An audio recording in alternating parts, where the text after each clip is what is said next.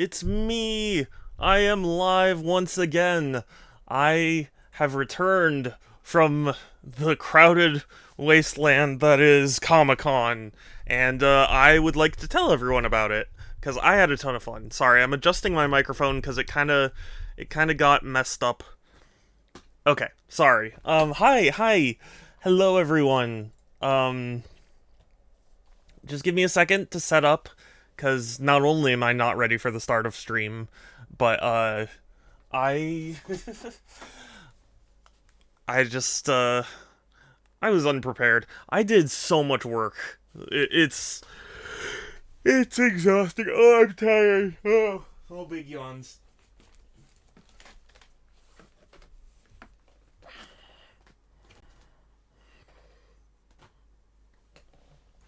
Um, yeah, we're gonna be playing Returnal. So I want to recap a lot of what happened at Comic Con before, before really diving into Returnal. But I have a lot of stories, so yeah, just it was an incredible time. It was my very first Comic Con, so I didn't know exactly what to expect. I had worked conventions before, but not on the same level, you know? The scale of it was just mind-boggling. Pixel! You are the precious being. No, you. How are you? It is good to see. It is good to see you. I'm sorry, I'm still setting things up. Oh, I just finished. Oh, okay. No worries. I'm just kind of talking about my, Comic-Con experience. And also, 1 second.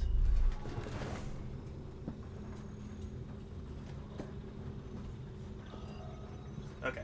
Sorry, I installed something recently. I just want to make sure it's working. Anyway. Um. No, I understand, but you're heckin' precious, Pixel. I hope you had a good lunch, and I hope the rest of your shift goes well. Um, just gotta make sure I'm not forgetting anything. Cause yeah, I wanna tell all the stories of all the Comic-Con things that happened. And I'm just gonna be kind of messing around in Returnal. This might be this might be a shorter stream than usual, because I'm so dead. I my sleep schedule was just so messed up, and it was so busy, and it was so just crazy. Mango, hey, it's good to see you, Mango. Hi. I will have stories that I think you would like. But yeah, had an absolute blast at Comic-Con. It was a ton of fun, and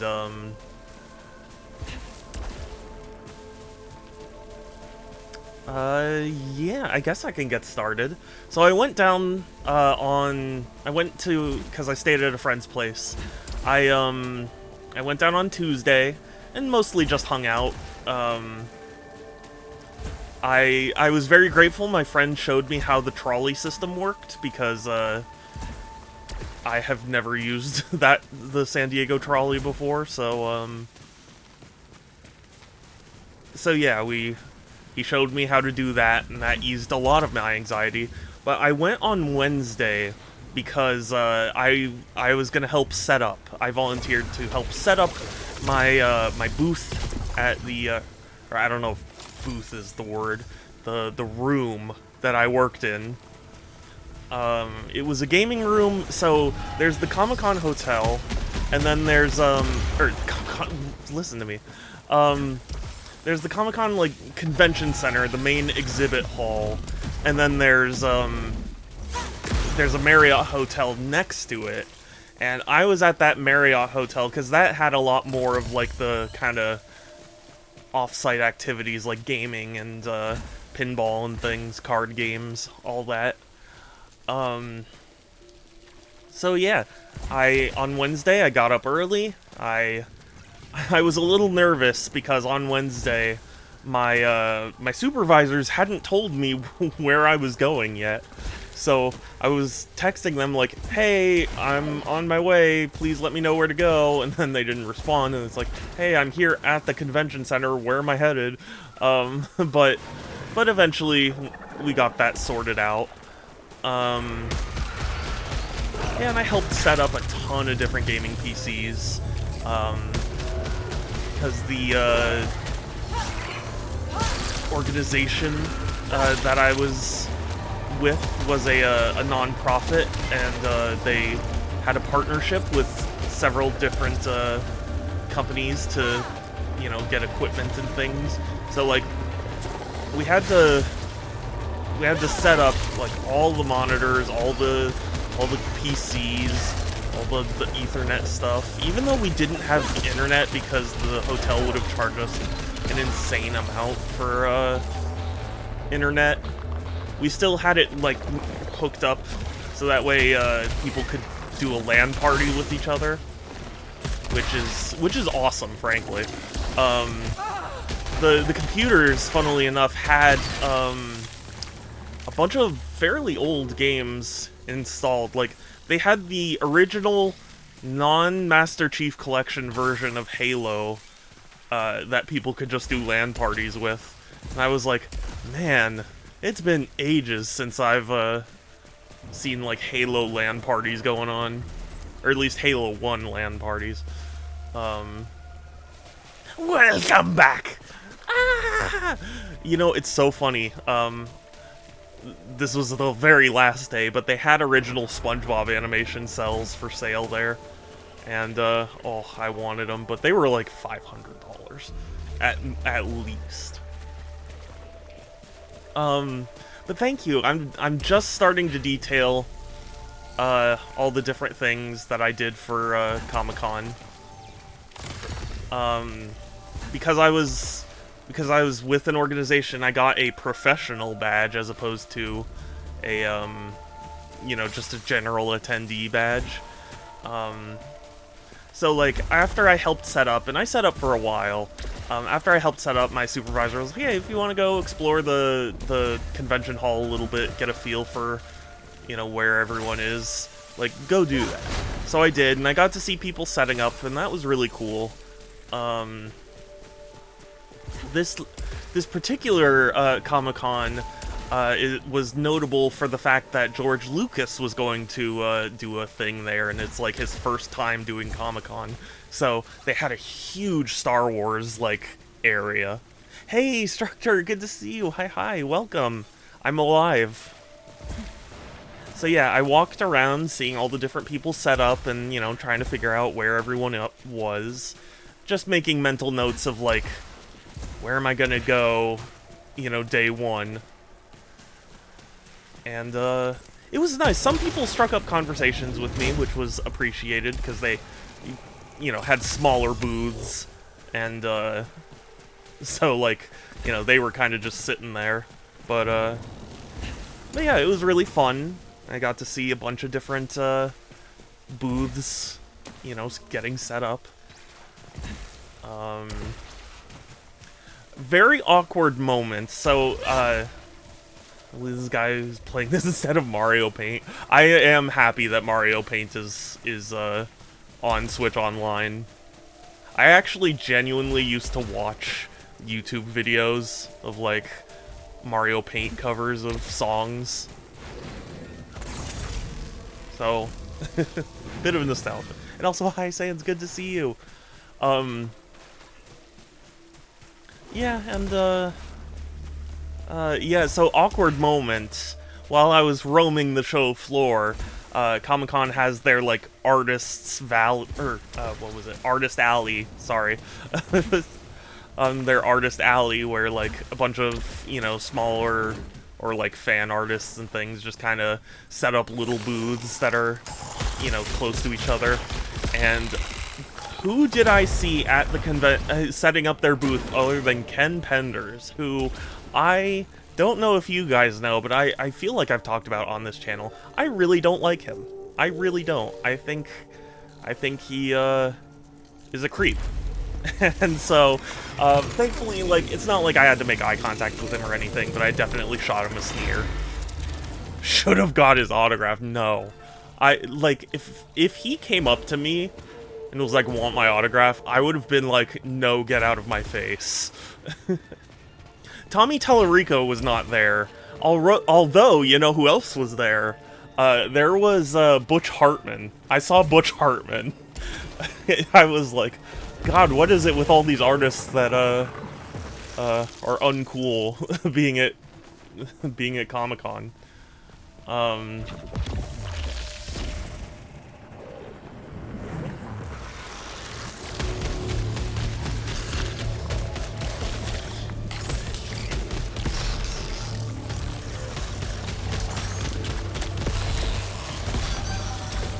Oh god, sorry, gameplay.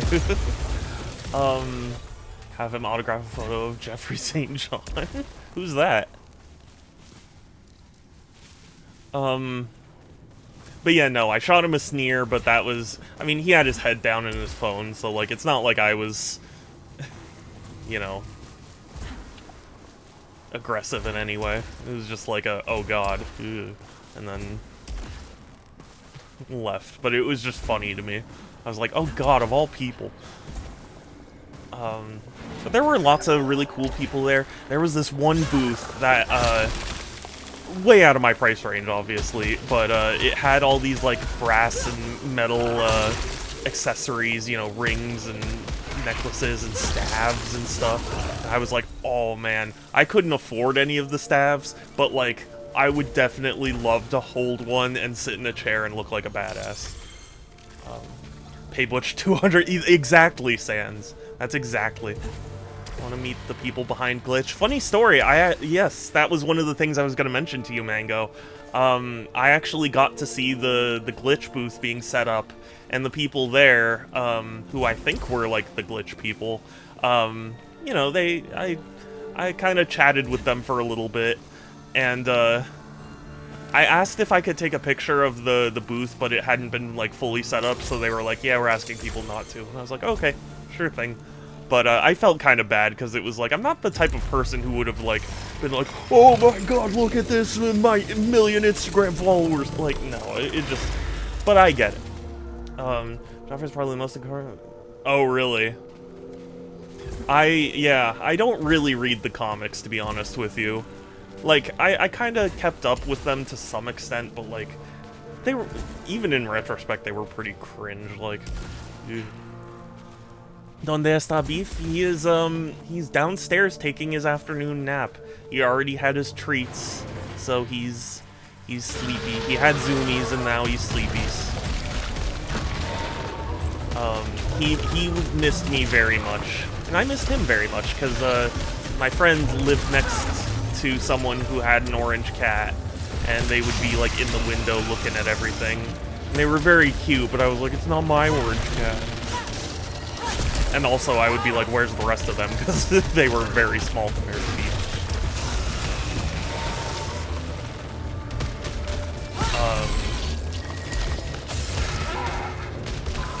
More so, if I was gonna get him to sign something, I almost feel like I should get him to sign a copy of Sonic Chronicles, because that's the game he fucked up development for.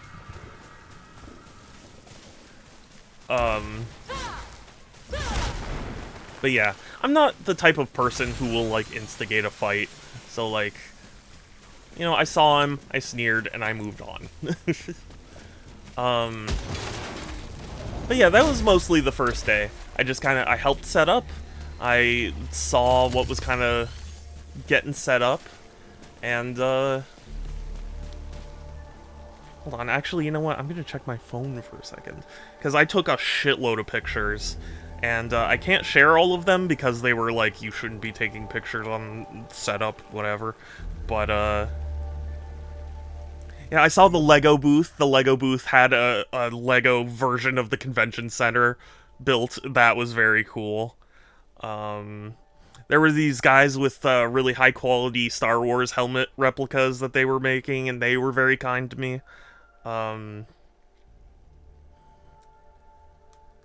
But yeah, that was mostly day one, which was Wednesday for me.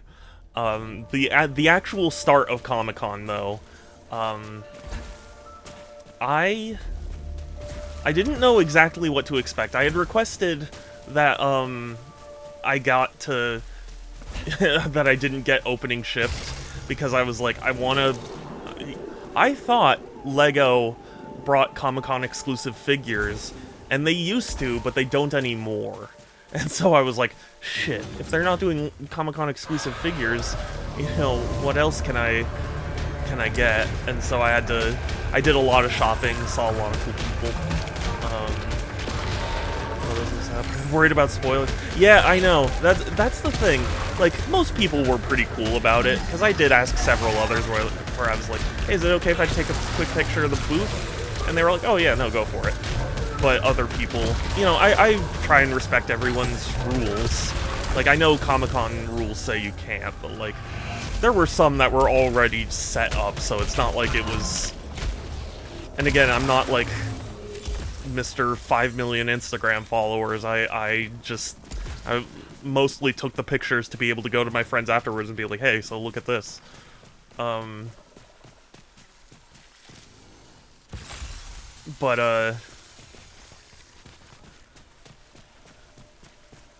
But yeah, you know, the first day, it was a lot of fun. There were so many cool things to see.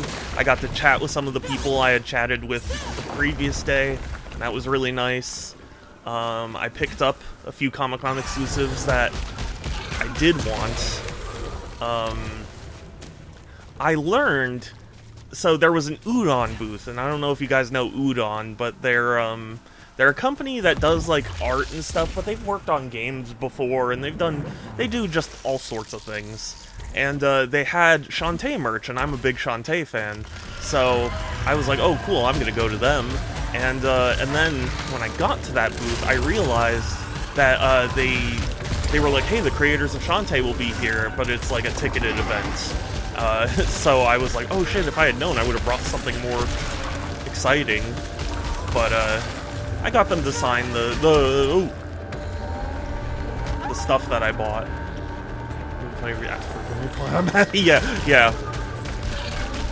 It would have been funnier if I could, like, you know, if I asked that, and then, like, 12 people just suddenly scrambled up, all with cameras, to take a picture. Like, hi, can I just get a few photos real quick? Oh yeah, sure. You know.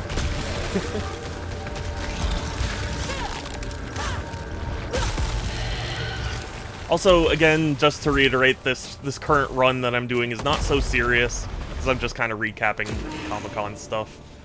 I got to meet someone who is playing Civil Protection from Half-Life 2, and that was super cool. They like, nailed that look, you know? An interesting Comic-Con lately, I haven't had the energy to. That's understandable. At least for me, like, I had kind of grown up enjoying comics to an extent. I never had comic books, but, like, I had friends who were into comic books, and, like, I loved a lot of the animated superhero TV series that were running at the time. So, I already kind of have a base level of interest in comic books. So, like, I always knew that, like, I'd probably enjoy Comic-Con, but, now that it became such a massive event, it's like, oh, okay, there will definitely be things I'd want to go to. Started working and my mother tried to make me do an extra shift today when I needed this. Oh, goodness. Yeah, it's brutal when you start out, because it's so much more than you're used to. Oh, there was a Yu-Gi-Oh! Booth, which made me very happy. So I had volunteered at Anime Expo a few years ago, and I volunteered for the Goddess of Victory demo booth, which just so happened to be right behind the Yu-Gi-Oh! Booth, and I was like, oh, hell yeah. And so I, you know, when I was there, their Yu-Gi-Oh! Booth worked a certain way, and they basically did the same thing at Comic-Con, It's just slightly different. The way they handled it at Anime Expo was like they had a giant like gachapon machine, and this one they just gave you tokens to give to somebody at a counter. So not quite as exciting, but oh, I thought she was. I need days off. Okay, I'll ask before confirming yes or no. Well, at least there's that, right?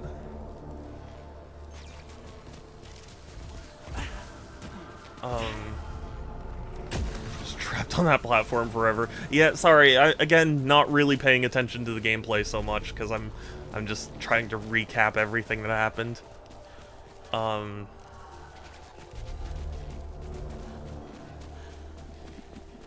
Oh, what did happen? I don't even remember now. Yeah, well, so I went to the Yu-Gi-Oh booth, and the frustrating thing for me is that, like, the Yu-Gi-Oh booth is like you do one of the demos, you get a coin, and then you get a random prize with that coin.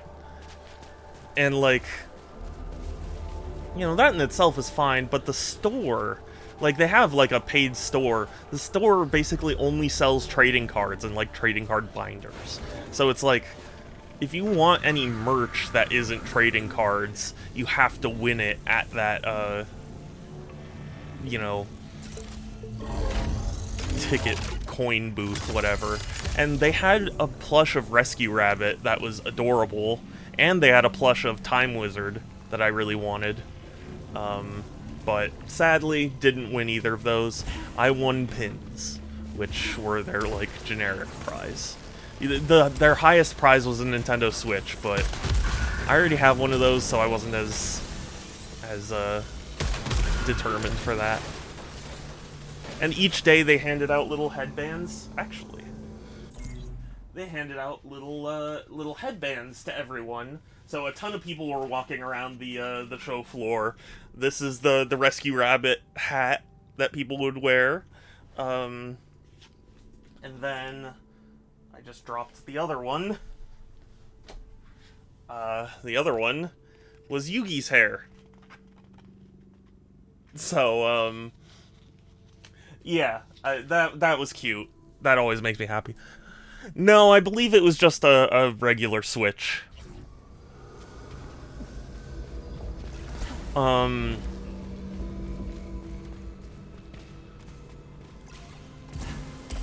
But anyway, sorry. So yeah, needless to say, I did win one of the cooler pins, because they had two tiers of pins. They had the, like, lowest generic prize ones, and they had these ones that are based off of, like, the trading cards, where, like, it's just the full card, but, like, shrunk down to the size of a pin. And, I got one of those, so I was like, that's cool, okay. What was I gonna say? Yeah, I walked around to the Star Wars exhibit. That was really cool, because they were celebrating the Star Wars, like, animated series that they've done. And they had, like, production art, and they had, like, different props and things. It was really cool. And they were handing out posters to everyone, and so I got posters for me and my friends, because my friends are big fans of Clone Wars. So I was like, well, of course, like, you know, anything even remotely related to that is going to be an instant yes. So I got them posters. Oh. Excuse me, I'm so sorry.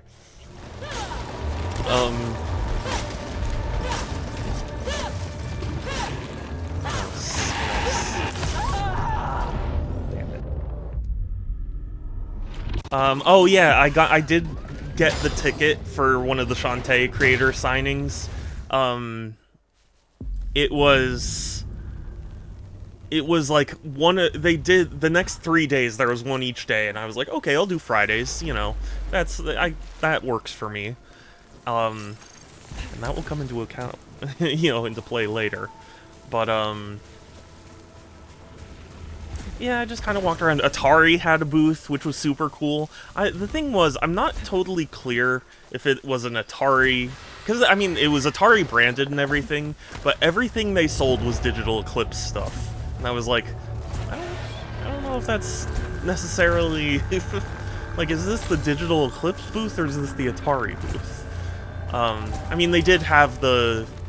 Apparently they're doing pre-orders for, like, a Pac-Man 2600 Plus that they're making.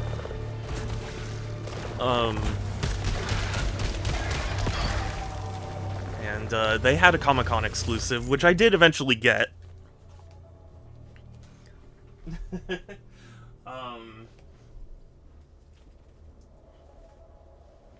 This is the golden Pac-Man double feature cartridge. I don't know if it's too shiny to really see, but, you know, it's pretty. So yeah, those are super cool, because, you know, Pac-Man and Miss Pac-Man on the 2600 were notoriously bad ports.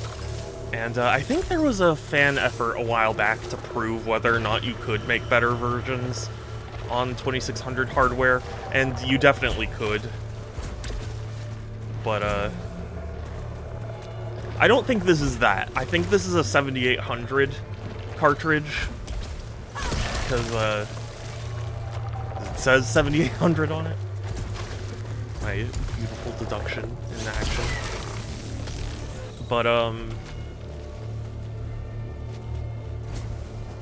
But yeah, it was cool. They were promoting the Mortal Kombat collection that they're doing.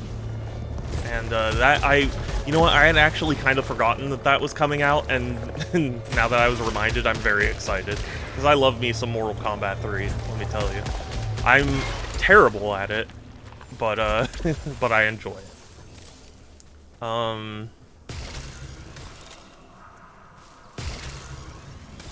And, you know, they handed out pins for both Mortal Kombat and for, you know, just Atari for the Namco collaboration they were doing. And, there were just a lot of really cool booths. I remember seeing one that was called Tribble Toys, and I was like, oh, my parents would love that. They love Tribbles, and they love the episode Trouble with Tribbles. And it's like, I was like, oh yeah, but I assume it's a fan, you know, thing. But like, they had all these different kinds of Tribbles, where I was like, you know, it's like, this is an attack Tribble, and this is a, you know, whatever Tribble, and I was just like, I don't know, I just want a Tribble. And then I was like, I think my parents already have one, so I didn't want to, like, get something they'd already have. You know what I mean? Sadly, there was not a lot of Star Trek stuff there, which kind of surprised me. Like, I know that Star Trek has its own conventions, and, like, that's probably where they would save the coolest stuff. I was kind of shocked for, you know, how big Star Trek is. There wasn't really all that much Star Trek. I mean, there was a shitload of Star Wars, like, just Star Wars everywhere, and I get it, but it was a lot. Apparently they aired a Coyote versus Acme trailer, and oh man, I would have loved to go, but sadly, I didn't know it was happening, and even if I did, it was in Convention Hall H, which apparently is their hall for, like, you need to camp out the day before and get a wristband, so that way you can get in at the scheduled time. So I was like, well, no way did I do that, so... yeah, had a fun time, and then I started my volunteer shift, and it was pretty easy. Since I was in one of the less, known parts of Comic-Con, it wasn't so overwhelmed with people that I couldn't, like, that I got overwhelmed, you know?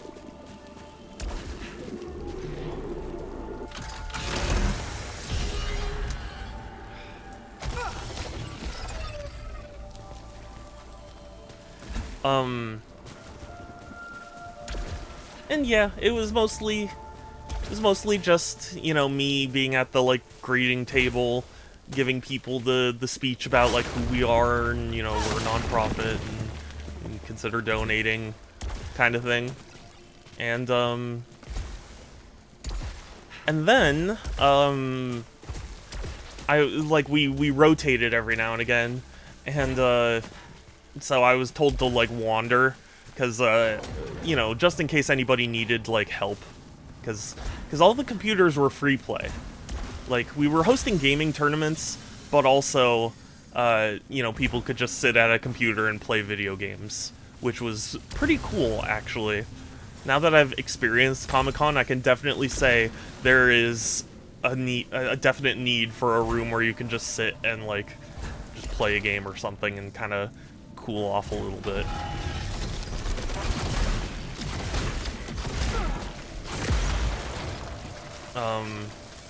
But yeah, we had all sorts of gaming tournaments, and that was cool to see. Oh god. Like I said, there was like Halo Combat Evolved tournaments. There were Call of Duty 4 tournaments. There was even a Call of Duty 5 Zombies tournament, which surprised me. Also, you know what? Okay, I need you guys to answer me something.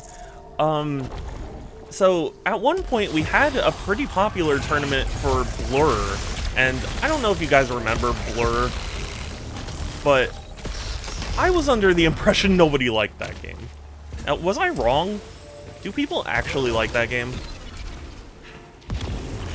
Because, last I checked, people were like, it's a crappy midpoint between, you know, traditional racing games and Mario Kart. But everyone was super happy to play Blur, so I don't know.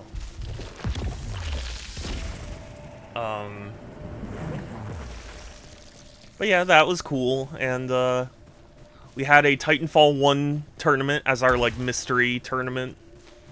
So that was interesting. I feel like people just don't talk about Titanfall 1 anymore.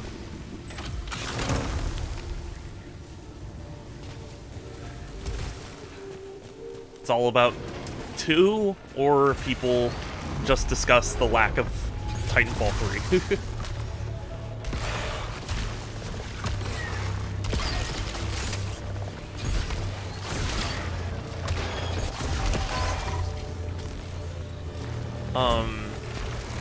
And yeah, I ended my shift at 8, so the one thing that I was like, I'm really interested in going to this, because a lot of the panels and things were things that were like, oh, it'd probably be fun if I went, but I wasn't, you know, chomping at the bit to you know, go to. But this one was a Nintendo trivia quiz show thing, and I was like, that sounds like so much fun. And apparently there were prizes, so I was like, oh, it's time. And so I went to it, and it was such a cursed game show format. And like, there were a good amount of people in the room. I want to say like 50 people, maybe even more. But the way they handled it was like, it's essentially Jeopardy, but they ask a question to select 3 people from the crowd, and those 3 people then play Jeopardy, and if nobody can get the question, it gets thrown to the crowd, and if the crowd gets it right, then that person gets their choice of an easy, medium, or hard level question to replace one of the people in Jeopardy. So like, answering the hard question would put you into first place, replace the first place person, and so on and so forth.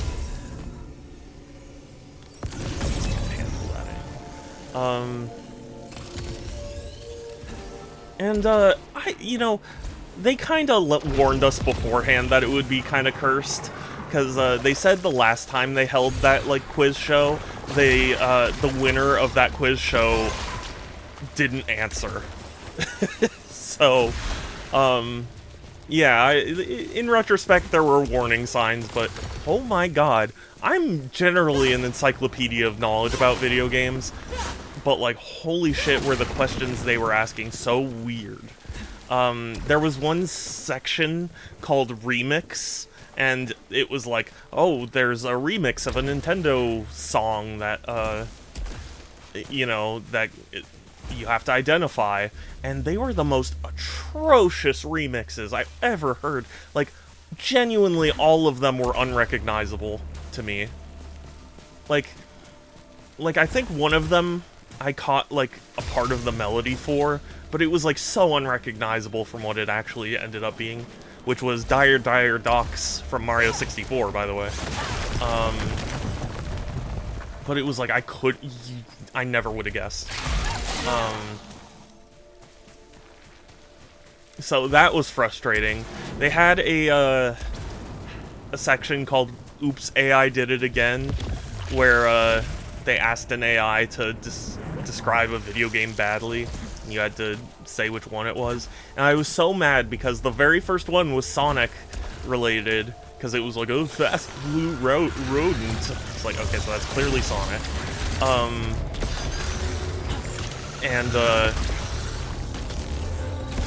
And then I answered, and they were like, no, read the full question. And by the end of the full question, I was like, what else could that be other than Sonic? And apparently, because it mentioned Tails at the very end of the question, that meant it was referring to Sonic 2.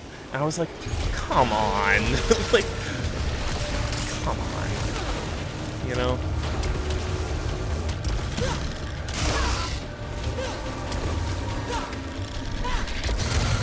Just that kind of stuff. They had one where it's like, guess the Pokemon, but they had like representations of it. The $100 question was, it was a playing card on fire. And I was like, what the hell does that mean? And they were like, it's Cinderace, because it's fire and the card was an ace. Oh. And it was so weird. Here's a question for you. What do you think a picture of, a Teenage Mutant Ninja Turtle farting? Like, what Pokemon is that, you think? Well, guess what? Probably isn't what you're thinking. I'll just give it a second. Mull it over. Teenage Mutant Ninja Turtle farting. Blue Teenage Mutant Ninja Turtle farting. Because he had the blue face mask. So many people were like, what the fuck is this? And, like, it went to the crowd, and the crowd had no clue either. And so, you know what it ended up being? It was Gastrodon. And I was like, man, I get what you were going for, but also fuck you. So, like, it was just a brutal quiz show in general, but also, you know, there were tons of questions none of us knew, and it would go to the crowd, and the crowd would get it right, and then he would go easy, medium, or hard, and initially someone chooses a hard question, and nobody knew. But then people started going like, just give me the easy question so I can be in the running. And those questions were so hard. They were like, how is that an easy question? One of them was like, what Pokemon Gen 1 gym leader has the same name in English as they do in Japanese and like other regions?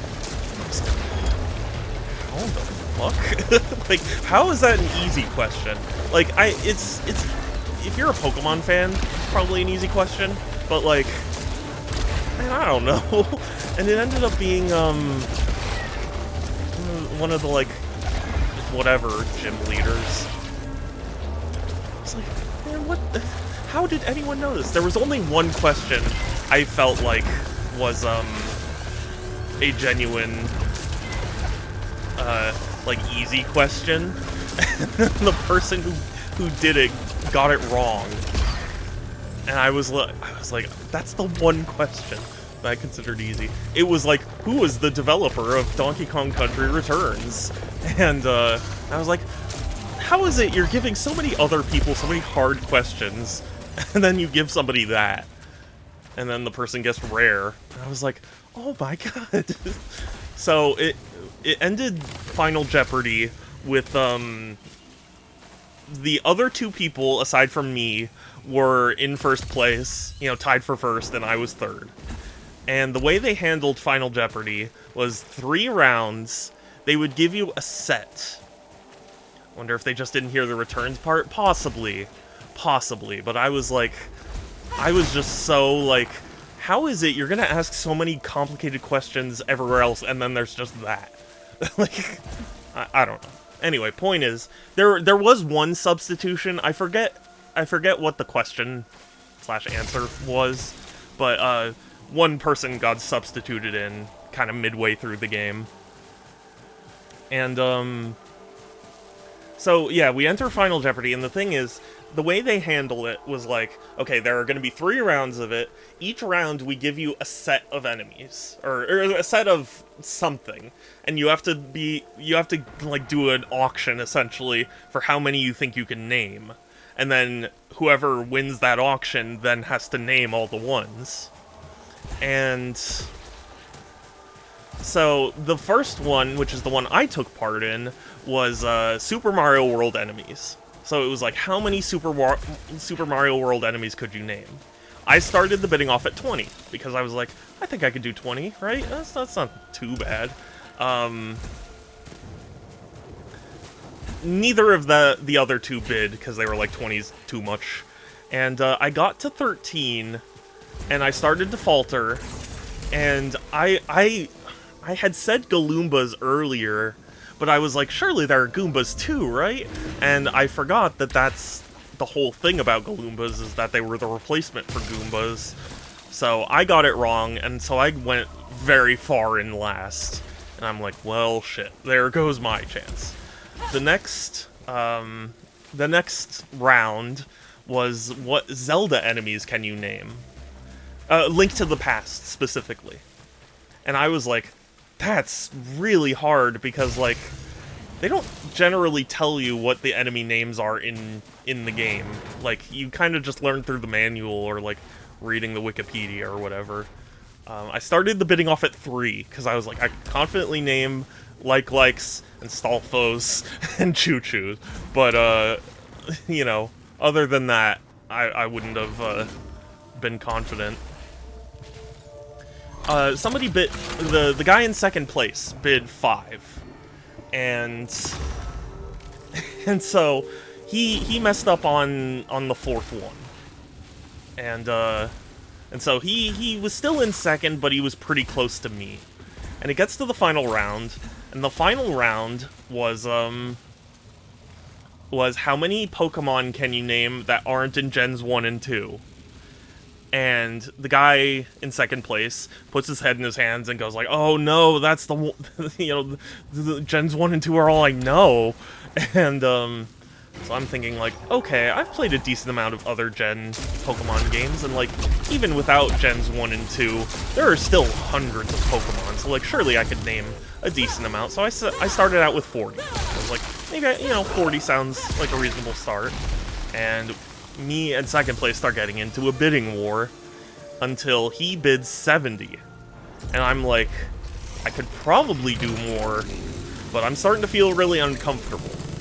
So, my thought process was, since he said he didn't know Gen 2 Pokemon, it's probably better if I just back out, bet on him flubbing one of the one of the Pokemon, and just claiming second place.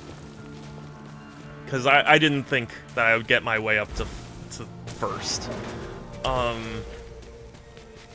In retrospect, I should have bid higher, because once he started naming Pokemon, I was like, shit, this is really easy. 70 Pokemon is not that much. And especially when you can name legendaries and starters and stuff, it's like, man, I could have bid more, and I would, if I had bid more, I would have won, and, whatever. But, there was a bit of a heartbreak moment where he got to. Also, the other thing is that they weren't keeping track of how many he counted exactly, and I have no proof of this, but I felt like he didn't actually name 70 Pokemon. You know, I think they should have been counting from the start, but it was just weird. After he rattled off a few of them, he was like, "Okay, you're at 40," and I was like, "Are you sure about that? I don't think so." But since I wasn't keeping track, like, I couldn't object. But there was a heartbreak moment at like 60 or something like that, where he says Wurmple, and the hosts go, "Wurmple was Gen 2, sorry, you're disqualified." And so I breathed a sigh of relief, and I was like, okay, well, at least I got second. And then the crowd, you know, starts cheering and whatever. Or, like, not cheering. They start yelling out that Wurmple is Gen 3, and so he was permitted to keep going, and then he named all 70, and ended up winning. So, for my third place win, I got this. It is a Nintendo Switch game card carrying case from Genki. I don't know who Genki is. It holds 12 games. But that's it. That's what I got. That's what I won. So, second place won a Switch carrying case, like one of those, you know, little ones for handheld mode that, you know, I was like, you know, honestly, between that and second place, I would have preferred that because I have some kind of use. I already have a carrying case for my Switch, so I wouldn't have really needed a second one, you know? And then first place goes up, and he gets like a Switch 2 carrying case, and he gets a Switch 2 like grip thing and game holder, whatever. And then they go, "Huh, this feels a little heavy. You know, do you want to open it?" And initially he was like, "No, it's fine." But he didn't pick up on like, you should open it up. He got a brand new Switch 2. I was like, what a jump in prizes. It was like, third place gets a carrying case, second place gets a travel case for the Switch 1, and the first place got a Switch 2, brand new, plus accessories. I was like, what a drop-off. It is what it is. I mean, coming in third is not bad by any means, because I'm sure a lot of people there were pretty knowledgeable about, you know, Nintendo stuff. But also just, yeah, they got the bundle with Mario Kart. It was the bundle that, like, came with Mario Kart, like, as a sticker, as opposed to, like, the banner one. Not that it makes a functional difference, but, yeah. I was like, I cannot believe it. Because after he opened it up and saw Switch 2, they pulled out the box and were like, it's brand new, we just took it out so that way we could put it in the carry case for the event. I was like, you know, I was confused, honestly, the banner thing for the, yeah, to my understanding, it was because of the tariffs where they were like, we're not going to be able to ship as many Switch 2 consoles into America as we want. The Mario Kart bundle is going to be more popular, so let's just take the Switch 2 base bundles we already have and just throw in a code for Mario Kart. Because the ones with the banner just automatically detect that it's the bundle with Mario Kart, but the ones with the sticker just come with a download code, so I'm pretty sure the idea was like they took a bunch of otherwise basic bundles, slapped a sticker on the you know, outside of the case, and like shoved a download code card in it. But I'll be honest with you. I mean, not that he didn't deserve it or anything, but like it does feel kind of bad when it's like, yeah, you know, first place gets like a $2 Switch 2 carrying case, or you know, Switch game carrying case. Second place gets like a $10 Switch carrying case, and then the first place gets like $500 worth of a Switch 2 and well, actually more than 500. It would have been like 550. I was like, that's a really dramatic drop-off. Like, feels bad. But it was what it was. I was disappointed, but ultimately, I still had a fun time, so, like, I'm not mad, but it definitely was frustrating, because there were a few ones where I was like, I should have known that, and it just the way they worded it and stuff, I just got confused. But yeah, so the first official day of Comic-Con was very fun. Oh, I also went to, so they had like a board game room, and they advertised that HeroScape was going to be there, and I was like, oh shit, well, you know, I'll go check out the HeroScape booth. Now, my understanding, very limited understanding, was like they'd have someone there who's, you know, a HeroScape representative. And I was like, huh, I actually go to tournaments with one of the designers of the game. I wonder if he's gonna be there. But no, they're basically saving all of their effort for Gen Con. And so the HeroScape section was relegated to like one little half of a table with one master set and a guy who had never played HeroScape teaching people how to play HeroScape. So I was disappointed by that, but honestly, I'm not like shocked. It's not like a big game, so I get that it makes more sense to just focus on Gen Con than it is to, you know, split between Comic-Con and Gen Con. It is a sticker. I'll be damned. Well, how about that?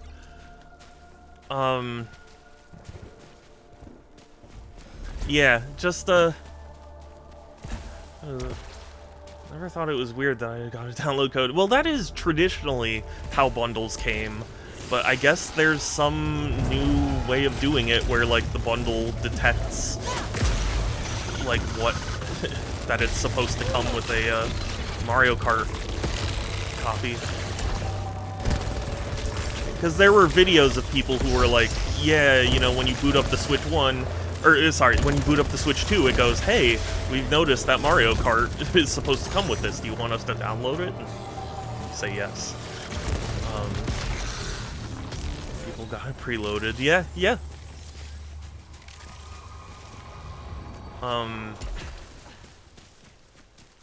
So yeah, day one, ultimately very fun. Did end on kind of a sour note because it was at the end of the night that event happened too, so I just was not at the top of my game mentally.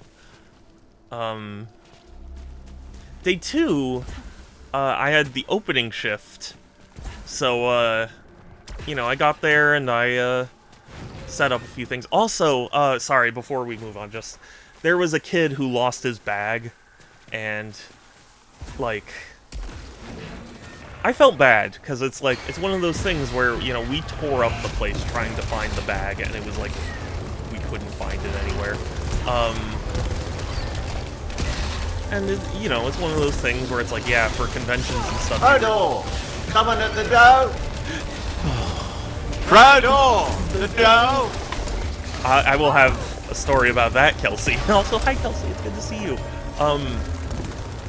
But yeah, so, you know, obviously moral of the story is keep a close eye on your things when you're at a convention of any kind.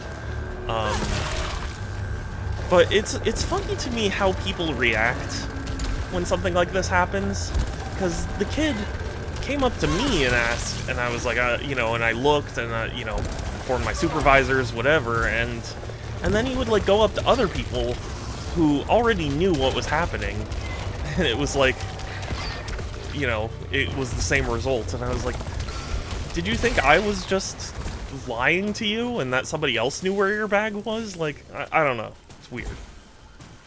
It's a little silly one. I'm just recapping my time at TwitchCon. Or, TwitchCon, listen to me. Comic-Con. I am going to TwitchCon, though, so if you guys are going to that, I would love to see you there, but I digress. Yeah, so yeah, Friday, did the opening shift. Wasn't too eventful. It was mostly, you know, it was mostly more of the same, just kind of, you know, greeting people at the door, you know, letting them know that we're doing free play, you know, tournament signups or wherever. But Friday was the day I had my ticket to go meet the creators of Shantae. And I was so excited for that. And then while I was in line, I realized I forgot the Shantae stuff at home. And it took like an hour to get to the convention center by trolley. So I was like, if I have to do that, you know, to and fro, I'm not going to be back in time for the signing. And so I went up to, I mean, I was upset, obviously, but I went up to the, booth. You know, I went up to the Udon booth, and I was prepared to buy the merchandise again, and be like, well, I'll just figure out what to do with the second set. And then I thought, like, oh, I'll ask them, and I go, unless, you know, because I was like, I'll buy this, unless, are you guys able to swap out today's ticket for another day? Because I left my stuff at home, I wouldn't be able to make it, and they were like, oh yeah, we can do that. So I got my ticket for Saturday, and so I was grateful I didn't have to rebuy stuff I already bought.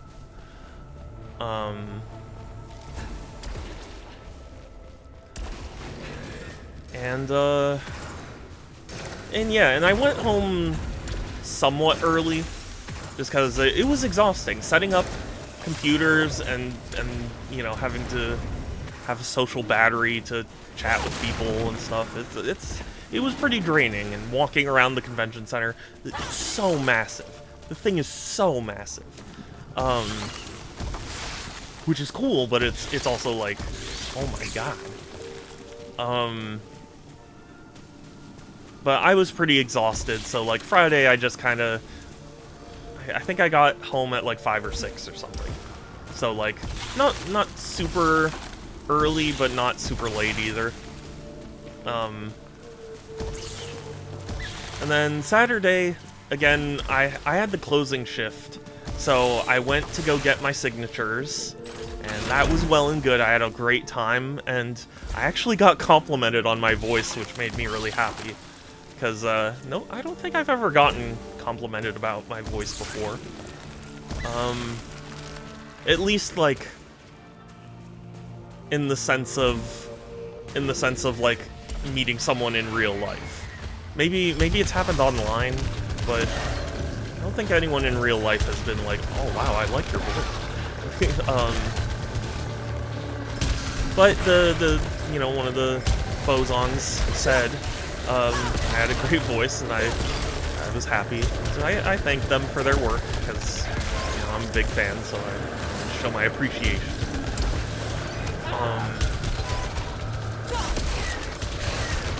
Hired for voice acting. I wish. Matt Boson, Aaron Boson, if you guys are listening, happy to happy to contribute a voice. I'll do it for free.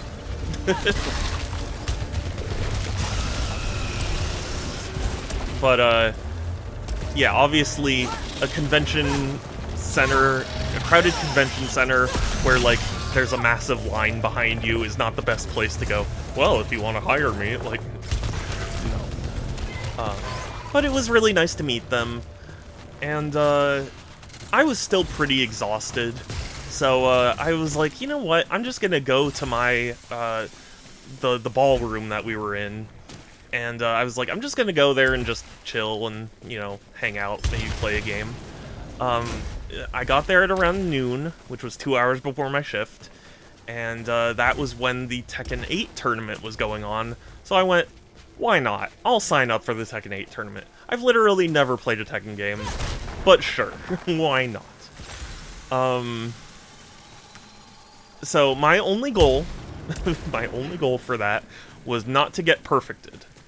Like, I had no assumption that I was gonna win, but I was like, as long as I can get one hit in, I'll be okay. And actually, I did, considering it was literally my first time playing, I did pretty well. I won a few rounds, but never any, like, games. And I never got perfected either, so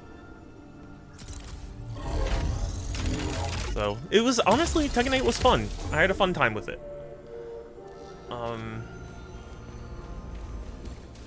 But yeah, it was literally my first time even touching the game, so I was like, why am I doing this?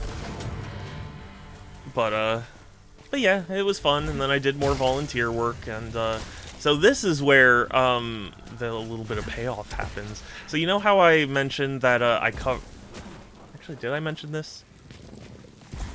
I might have gotten distracted, I'm sorry. One of the previous days, I covered for, because one of our sponsors was Zotac, and the guy working at that booth asked me to, like, cover his lunch. So, like, we were kind of, you know, he kind of recognized that, like, I was a good candidate to, you know, help out. And so on Saturday, he asked me to cover him again. I'm like, oh, okay, yeah, sure. And then, like, I'm sitting there for a while thinking, like, huh, he's taking a long time, you know, with this break. But it, you know, it was an easy enough shift to cover where it's like, you basically just watch people play games. Make sure they don't steal anything, you know? But,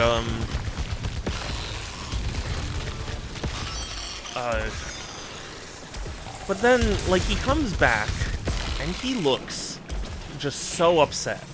Like, just horribly upset. And I'm like, oh god, what's going on? But I didn't want to, like, stop him and ask, so I just kind of, you know, I looked and I was like, oh god. And then he goes, hey, can I borrow your phone? I was like, okay. And he explains that he lost his phone and he's trying to find it. You know, he was gonna send a call to his phone and, you know, see how it goes. So he calls his phone, and he goes, this immediately went to voicemail. The only reason it would do that is because somebody shut it off. I think my phone was stolen.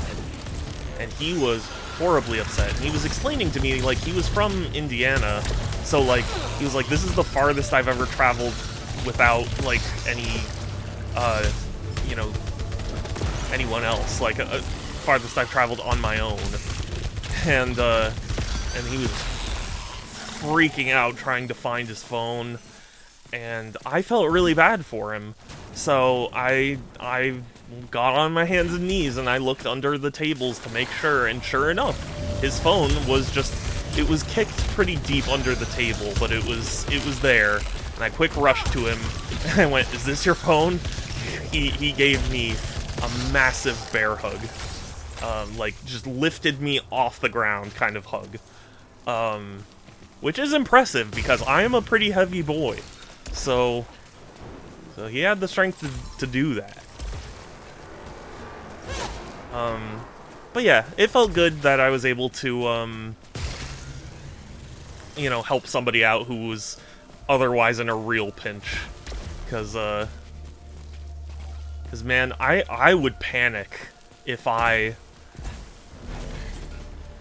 if I were in another state that I wasn't familiar with, and I lost my phone, and there was nobody I knew with me, I would probably have a similar reaction to him.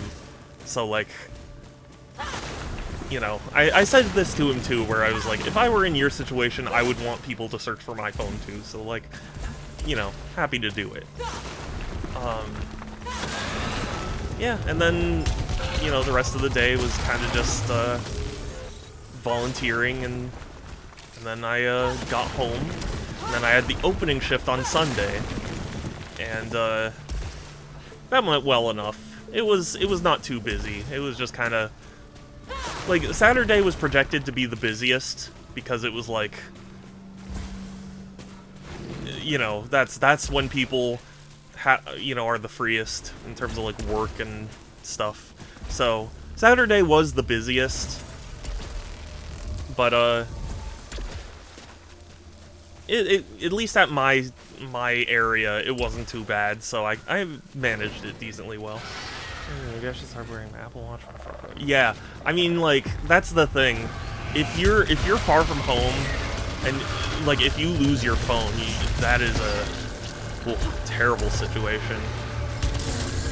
And especially too, he was like, I have my like, you know, banking app on there, and like he didn't want some potential thief to drain his bank account as well, and like that's all stuff you have to think about when your phone is missing, because it's like, it's not just, oh, I can't make calls anymore. Now it's like, there is so much info on these machines.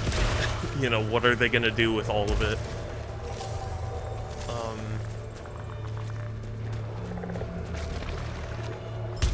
Yeah, having some way to, you know, track your phone or have like an alternate way to contact someone is highly recommended.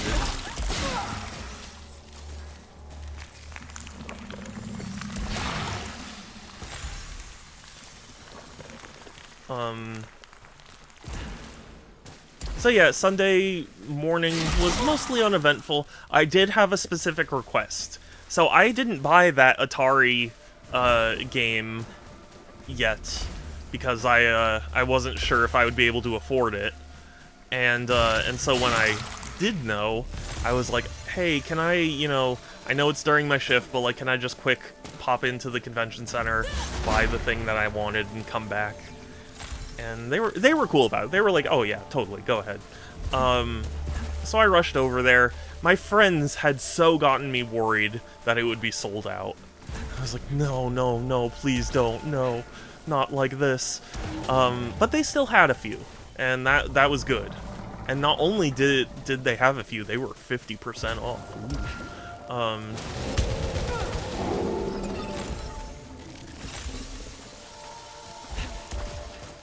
What Atari game was it? It was the Pac-Man double feature. This, in gold. It's Comic-Con exclusive. Isn't that cool? It might be hard to see on camera, given the lighting, but, yeah, it was their whole, like, statement or whatever to be like, hey, we know the version of Pac-Man on the Atari 2600 was bad. Here's a proper version for the Atari 7800.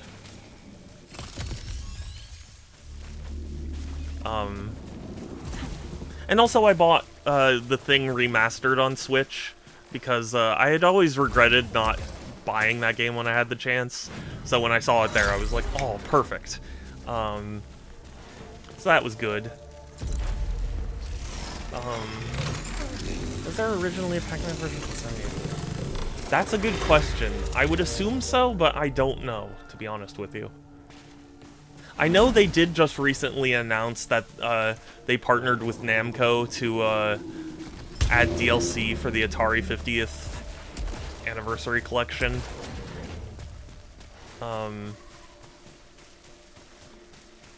But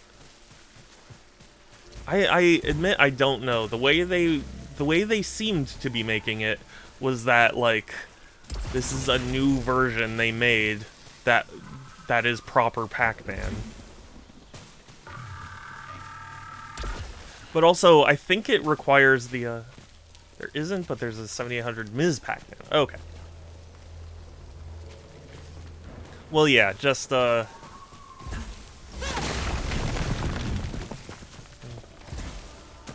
made in this, yeah. So, like, it was cool to see, and that, you know, me being a sucker for Comic-Con exclusives, I was like, oh, hell yeah.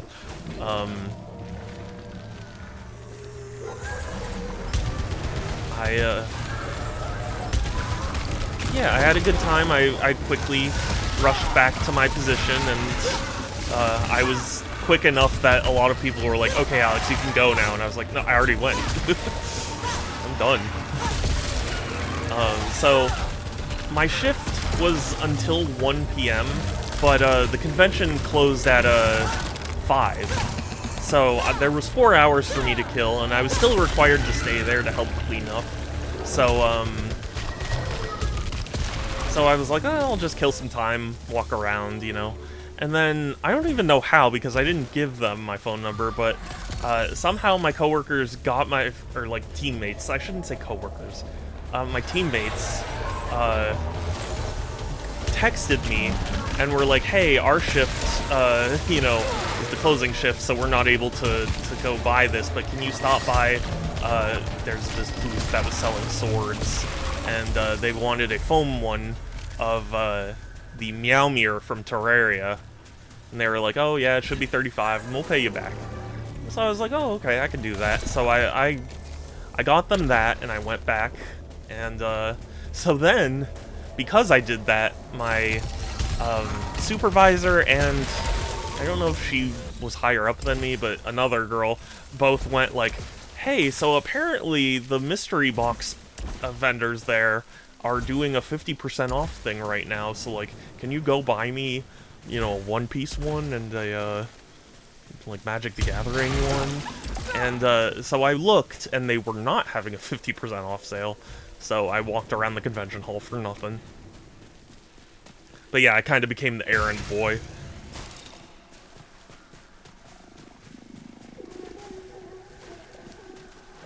There were only 59 games officially released for this, and 12 were made by GCC. Really? That, you know, that makes sense.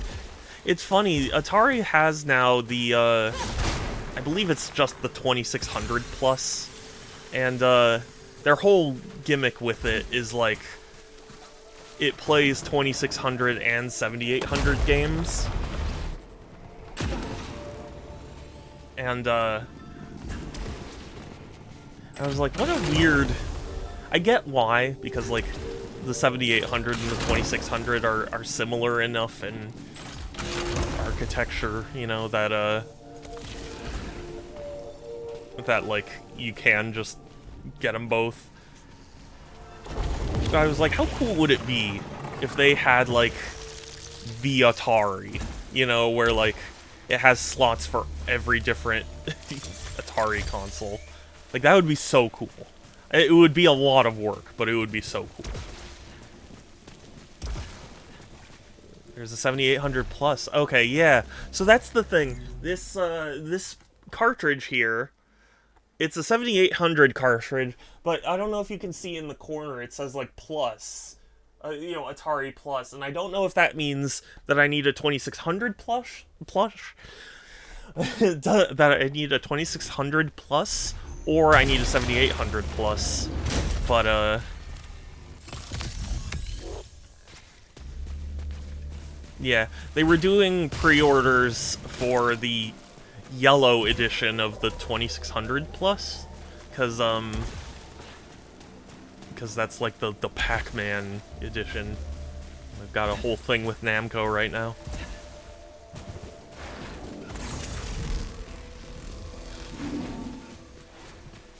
And I would love to get the Atari 50 DLC for, you know, for the Pac-Mans. Because I had Pac-Man on the Atari 2600, and, you know what, I'll be real, it isn't a good port, but it is still playable, you know? It gave me the Pac-Man experience I needed.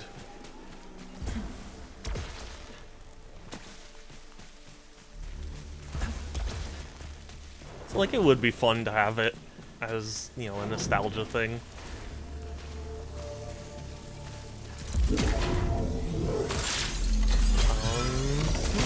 What else? What else?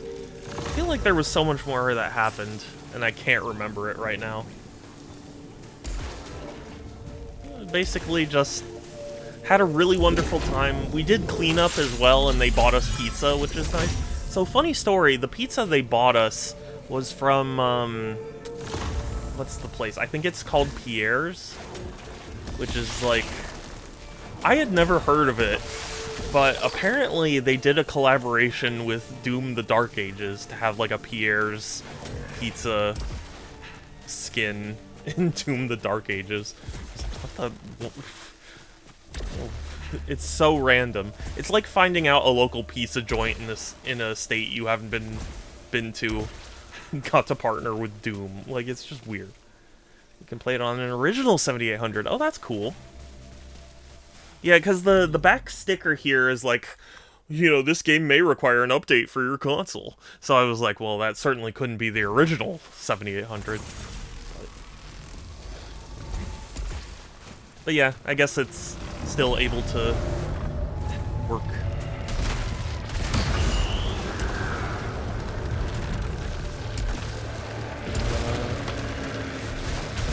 Oh yeah, Monster was one of the sponsors that we had in our room, and they were just handing out free Monsters, which I couldn't drink, but they brought Monster, what was called Tour Water. And Tour Water was, it was fine. It's basically liquid death, you know? It's the same exact concept. It's in a can, and it's just water. I can do this. You know, I've been seeing a lot of people make this, statement where it's like, real water drinkers know when water doesn't taste right, even though water is tasteless. And I was like... Yes, but that's not because water is tasteless, it's because if you add anything to it, that you're adding a flavor that shouldn't be present, you know?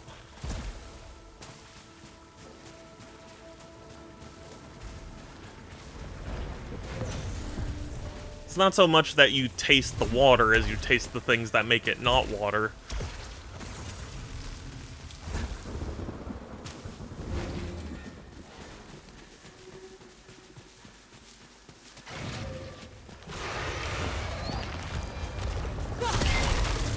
But yeah, I apologize that I was gone for so long, but I had an absolutely wonderful time, and I'm super exhausted, which is why today's stream is gonna be a pretty short one, because I'm still trying to recover. You know, I've been talking a lot, I've been lifting a lot. Achilles tendon was hurting so badly. Excuses. I mean... Sort of. I actually beat it. It's fun. It's fun. How do I put this? I don't have the same excitement that most people do for it. I think it has a lot of issues that prevent me from being as into it.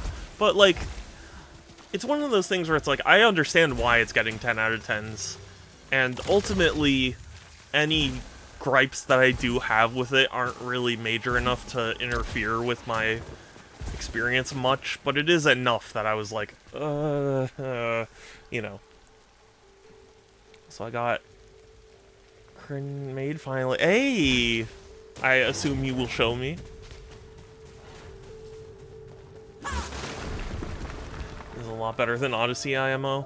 I don't know. For me, I would still say Odyssey.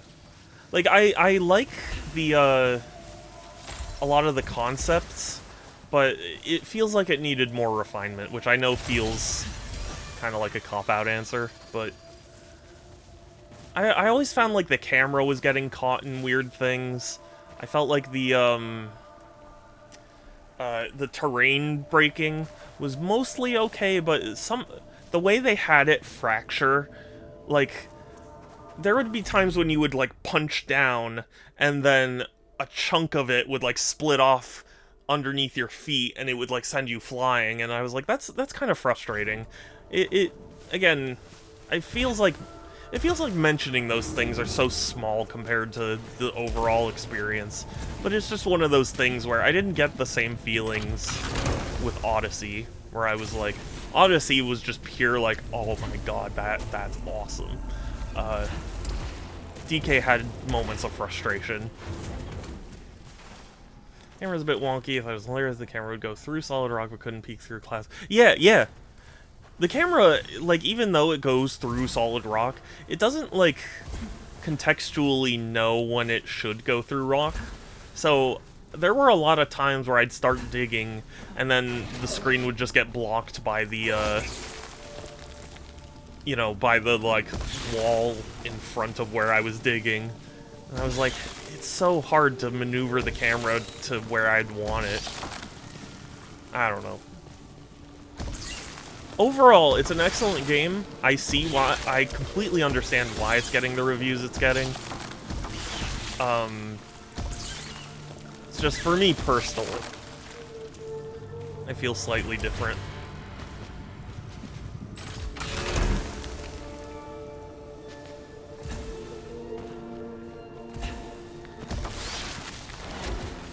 Also, the trolley that I took each day to get to Comic-Con, it was always plastered in advertisements, and I assume for Comic-Con, there was one of them that was plastered with Switch 2 stuff. Should have gotten a picture of it, but it had like DK Bonanza on one side and Mario Kart World on the other.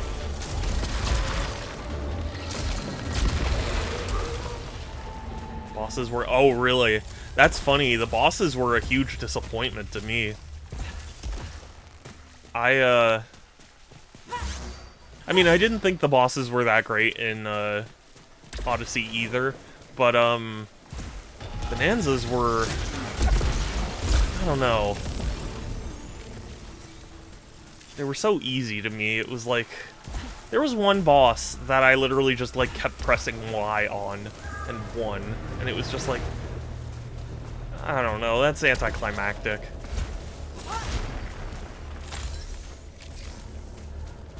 I mean, I'm not saying you're not allowed to think what you do. It's just, for me, I found the bosses were kind of a low point. There was a Grumpy Kong fight that I cheesed incredibly easily because he has this like sort of stalactite ceiling, and like you would climb up his like machine and you would punch him, and then he eventually would like swing you away.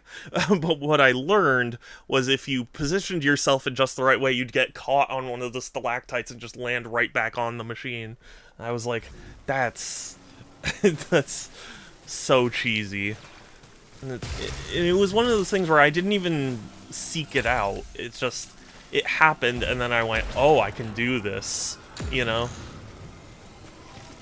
It felt very, very like, wow, they didn't think that through, you know?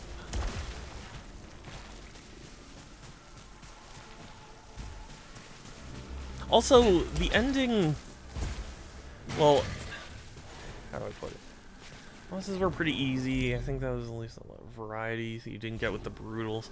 Yeah, I mean, the Brutals were not great either, but to me, like, the Brutals were more fun because they weren't something you could just keep pressing Y on and kill, you know?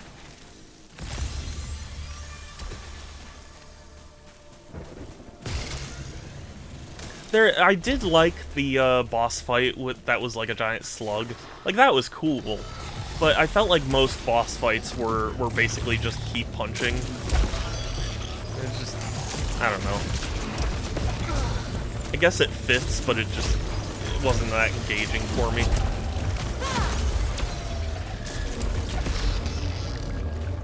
Oh, I forgot to mention too, so on Saturday, I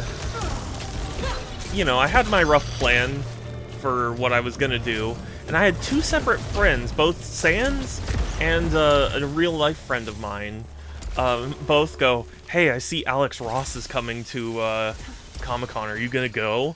And I was like, Well, initially, my IRL friend was the one to say it, and I was like, well, I can. And he was like, you should go. He's my favorite artist ever.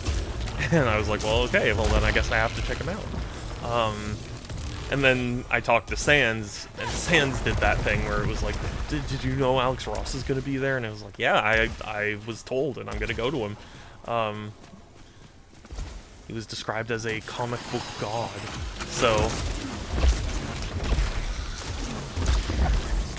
It was funny, too, his booth was massive compared to, you know, most standard booths, and, like, most of it... like, all of it was just displaying his art. Like, it wasn't for sale, it was just, like, him showing off the art. I was like, that's crazy. Pay that much money for a, Comic-Con booth just to then, you know, display your art? Wild.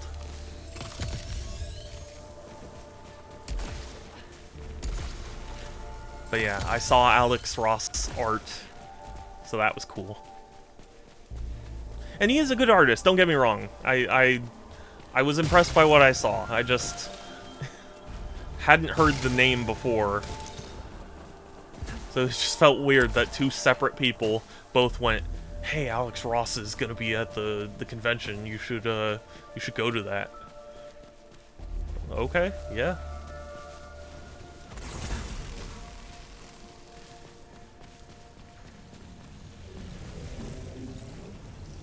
Also, I won a giveaway for a CPU cooler. That was really cool. And one of the sponsors of our booth, aside from Zotac, was a brand called Be Quiet, which is just good life advice. But also, they make PC parts, and their whole thing is like, you know, the parts are designed to be very quiet. They gave me a case that they didn't want to have to lug with them, so I was like, okay, well, thank you.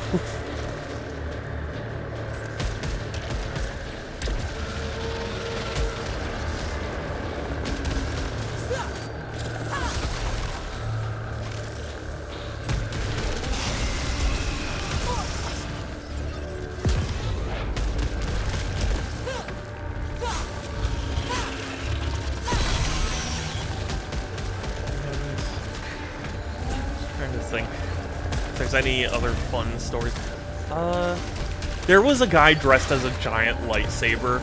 And when I say giant lightsaber, what I mean is, like, this guy was like 3 people tall. Like, the lightsaber was that big. I was like, man, that must suck to have to walk around the convention center like that.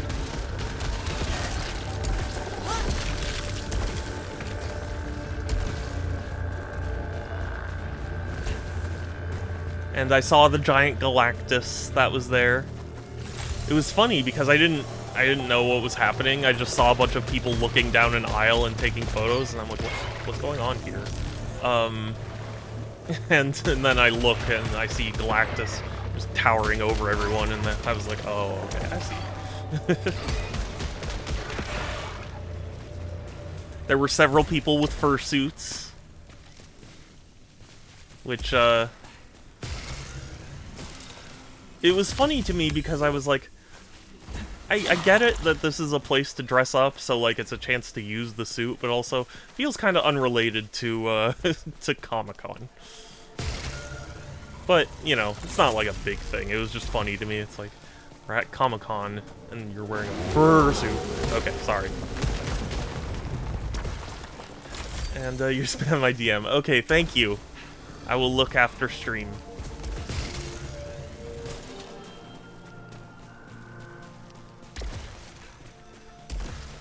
And, hold on, I took so many pictures, I just want to see. Oh, I went to the Gundam Wing booth, that was really cool, because apparently they're doing their 30th anniversary celebration, so, like, they had big statues and stuff, that was really cool. Lego had some cool stuff. Yu-Gi-Oh, obviously, I went to. Oh yeah, there was a vendor there who was selling, genuine Warner Brothers, like, animation cells, like production cells, and oh, they were cool. It was like they had Scooby-Doo, they had Flintstones, they had Looney Tunes, they had like all sorts of other various Warner Brothers properties. It was so cool. But my parents specifically were like, there's this one scene that my dad in particular really loves, where Daffy Duck goes consequences, schmonsequences, as long as I'm rich, and my dad thinks that's hilarious. So I was like, I should see if that scene has, if like that animation cell is there. But unfortunately, what I learned is that because it's 60s era Looney Tunes, apparently there was a fire at Warner Brothers a long time ago, and a lot of those animation cells were destroyed. So, if it exists at all, it's gonna be hard to get your hands on. It's either in the hands of a private collector or it was burned. So, you know. Which is sad, but, you know, it's how it is.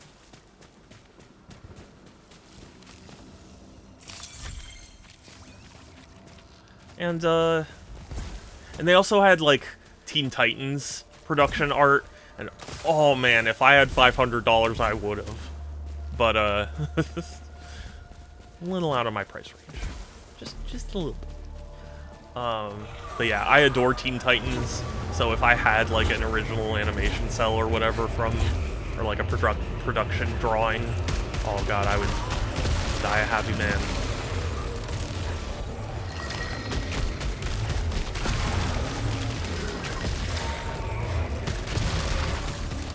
Heard something funny about Bonanza. They asked Kirkhope what he thought of the DK Ravager. He's the worst. It seems to be back. Yeah. Well, it's so funny. Have you ever heard Grant Kirkhope talk about the reception to the DK rap over the years? Because like at the time everyone hated it, and now people have kind of come around on it to loving it. And he's like, it's so funny how like I kind of just wrote it as like a silly kind of throwaway song, and it's made such an impact. Sure if he was referencing what Rogan said about it. Maybe. Probably, honestly. Oh, you know what, Structor? You know what else had a booth there that I should have taken pictures of? There was an Invincible booth. And they showed off like some production art and stuff. That was really cool. I still need to watch it. It's on my list. It's just one of those things where it's like, I don't know, I forget it exists a lot.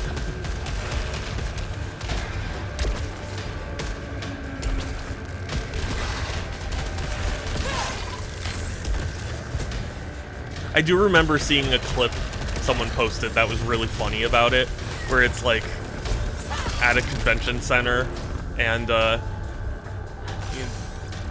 main character's talking to like an animator or something, and it's like, well, how do you keep all this stuff on budget or whatever? And he starts talking about all the different techniques they use to save money, and as he's saying it, all the different techniques are being used. Like, or it's like, yeah, then you take an opening, you take a zoom out shot of like a crowd, so that way you think something, is happening when it's not. Yes, yeah, right? Yeah. That's very funny. That's a really well executed scene. Also, there was someone selling original SpongeBob animation cells, and I didn't know I needed that in my life, but I also need that in my life.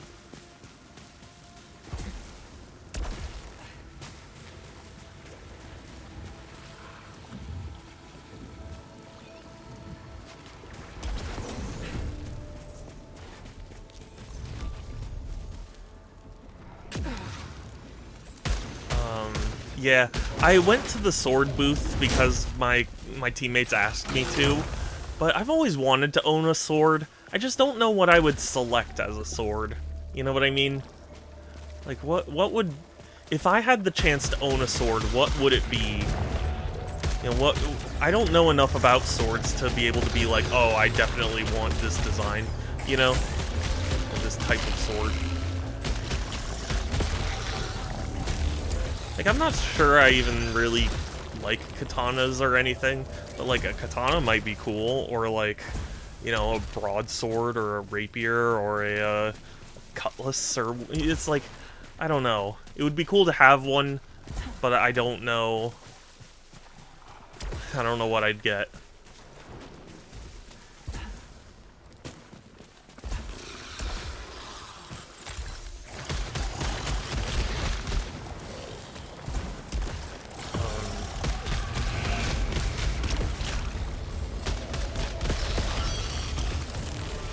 Let's see.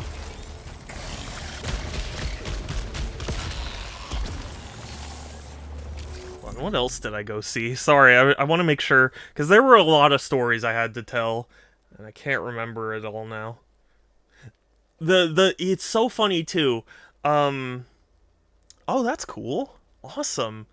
I can't wait for that. So there were more Yu-Gi-Oh items, like merch, than there was at Anime Expo. And I was like, how is that possible? Why is Comic-Con more, you know, have more Yu-Gi-Oh stuff than Anime Expo? It's like, if there was one place I would expect there to be Yu-Gi-Oh stuff, it would be Anime Expo. I mean, granted, 3-year difference, but still. Also, I met, I didn't meet, but I passed by the booth of Two Kinds, who is a furry artist who I was like aware of beforehand, but they became something of a meme for a little while because on Twitter it was like a trend for people to be like, did you know that Markiplier's brother is a furry artist? Whoa!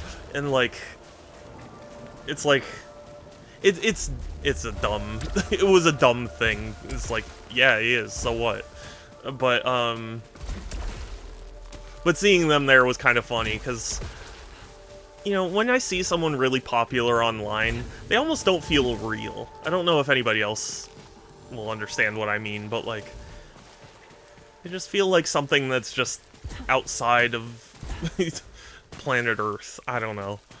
But yeah, seeing them at the convention was just kind of weird for me. Like, huh, yeah, I guess they do exist, don't they?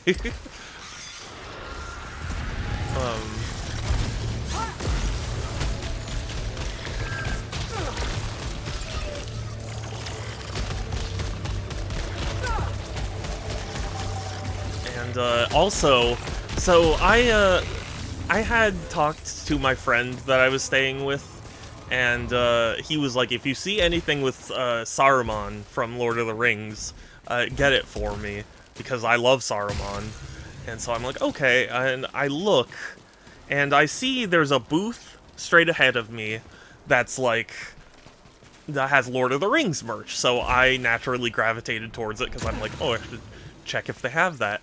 And one of the guy, you know, the guy behind the, like, desk greets me, and he goes like, are you a big Lord of the Rings fan? And I was like, I mean, I don't dislike Lord of the Rings, but I haven't really seen them. I've seen 1.5 of the movies.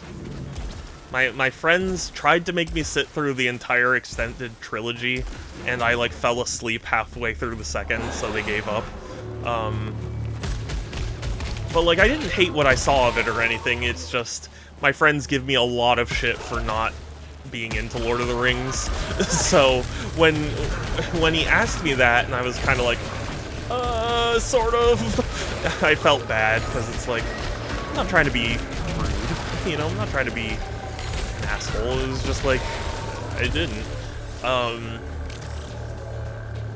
But I asked if he had any Saruman merch, and he didn't, because the person I was speaking to actually was an actor in Lord of the Rings. He played, like, a lot of the orcs and Nazguls and whatever else.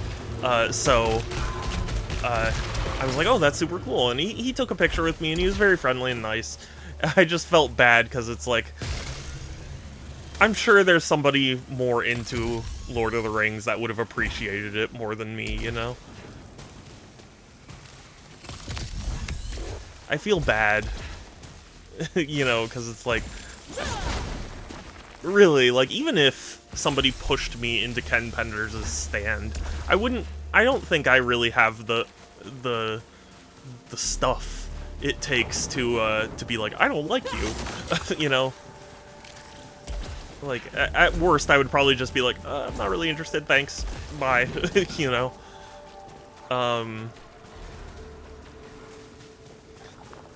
So, like, I never want to come off like I'm trying to be that asshole who's like, I don't like Lord of the Rings, it's stupid, you know? Not that I would say that, but just...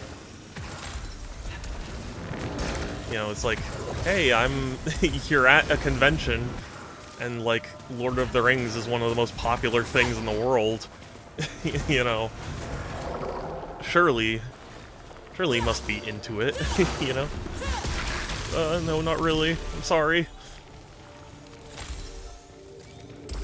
So yeah, that was a little embarrassing, but I mean, it was still cool to meet him. I was happy I got to, because it was like, oh, that's super cool. You know, somebody I never would have, like, gone out of my way to meet, but because I met them, I, you know, had a really good time.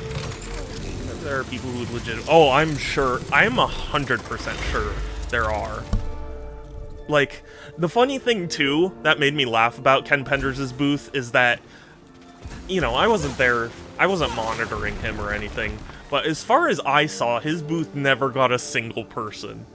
And that made me very happy.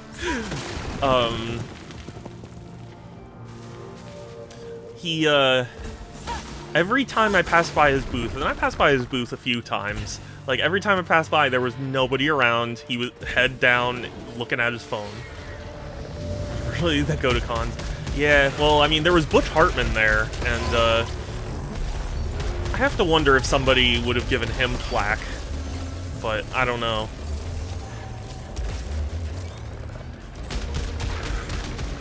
Also, I was really disappointed. So on Sunday, the thing is, like, I had looked up the Comic-Con schedule, and there weren't a whole lot of, like, panels or guests that I was particularly interested in. So I was kind of like, whatever, you know, I'll look around, let's see what's what. But there was one booth that invited a man named Matt Lanter, who you may know as the voice of Anakin from the Clone Wars. And me and my friends love, you know, love his voice. And I was like, oh shit, I would love to meet him. And this was Sunday, so like it was the last day of the convention, and his signing session or whatever was scheduled to end at 2, and I get there at 1:45, and they go, you know, I go up and ask, and they go, oh, he already left. He had like a flight to make. I was like, damn it. So I was sad because it was like, if I had known, I would have made an effort. Was John K there? I don't know. To be honest with you, I'm not sure who you're referring to. But yeah, the booth that had Matt Lanter, it also had like Alec Baldwin and a bunch of other really like high profile people, and I was like, why the hell didn't Comic-Con? I hope, and I doubt they will, but like, I hope there's some way Comic-Con can have a, in the same way they do like a list of exclusive items, I hope they can get vendors to like submit special guests. Because it's like, they weren't listed in Comic-Con's registry of people showing up, so I didn't think that like they would be there. Lead singer from Fikoya Keiria is there as well. Claudio Sanchez writes. Oh, that's so cool! Oh my god! Oh, I wish you had told me that, Pixel. I would have tried to take a picture or something. Ah. John K created Ren and Stimpy. Oh, really? Well, as far as I'm aware, I didn't see him there, but I don't know. Apparently, Matt... I'm gonna mess this up. Matt Parker Trey Stone? Matt Stone? Trey Parker? I forget, the creators of South Park. Apparently they went there, and I had no clue. My parents were just like, yeah, apparently they were there. So... I also started the whole CalArts style meme. Did he really? That's funny. I kind of go back and forth on that meme. Because on the one hand, I get why people would be bothered by it. But I also do get the people who are like, this is nothing new to cartoons. It's been that way for a long-ass time. It's like, you know, that's true.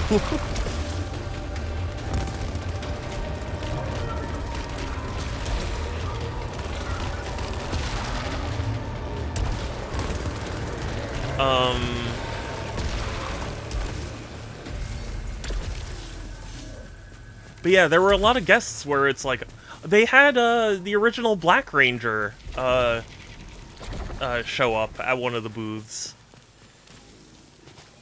And I was like, oh, that's cool. Like, granted, I'm not as big a fan of Power Rangers. I liked it as a kid, but I don't remember much about it now.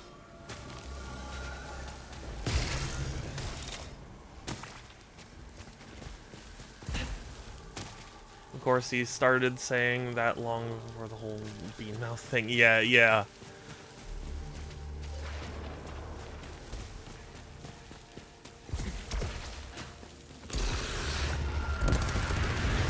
I didn't know that, but that's very funny.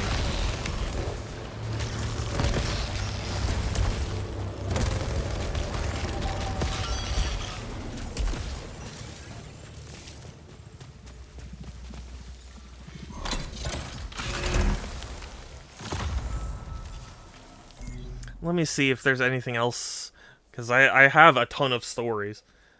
Oh, there was a Pokemon booth, but the line was insane every single day, so I never went.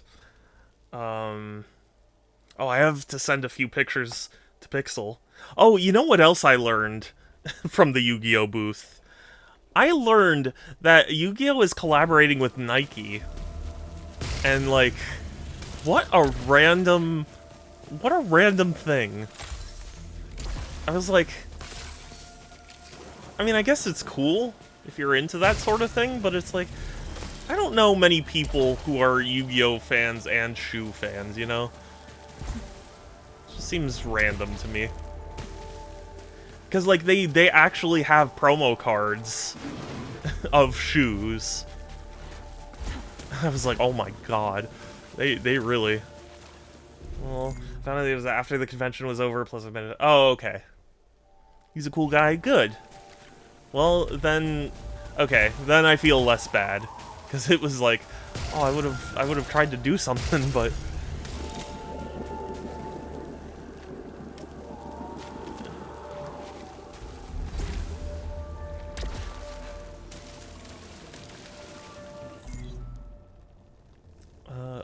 Oh, that's where I want to go. Okay. Hold on, sorry, I'm still trying to think. Oh yeah, you know what else? Their Weta Workshop was there.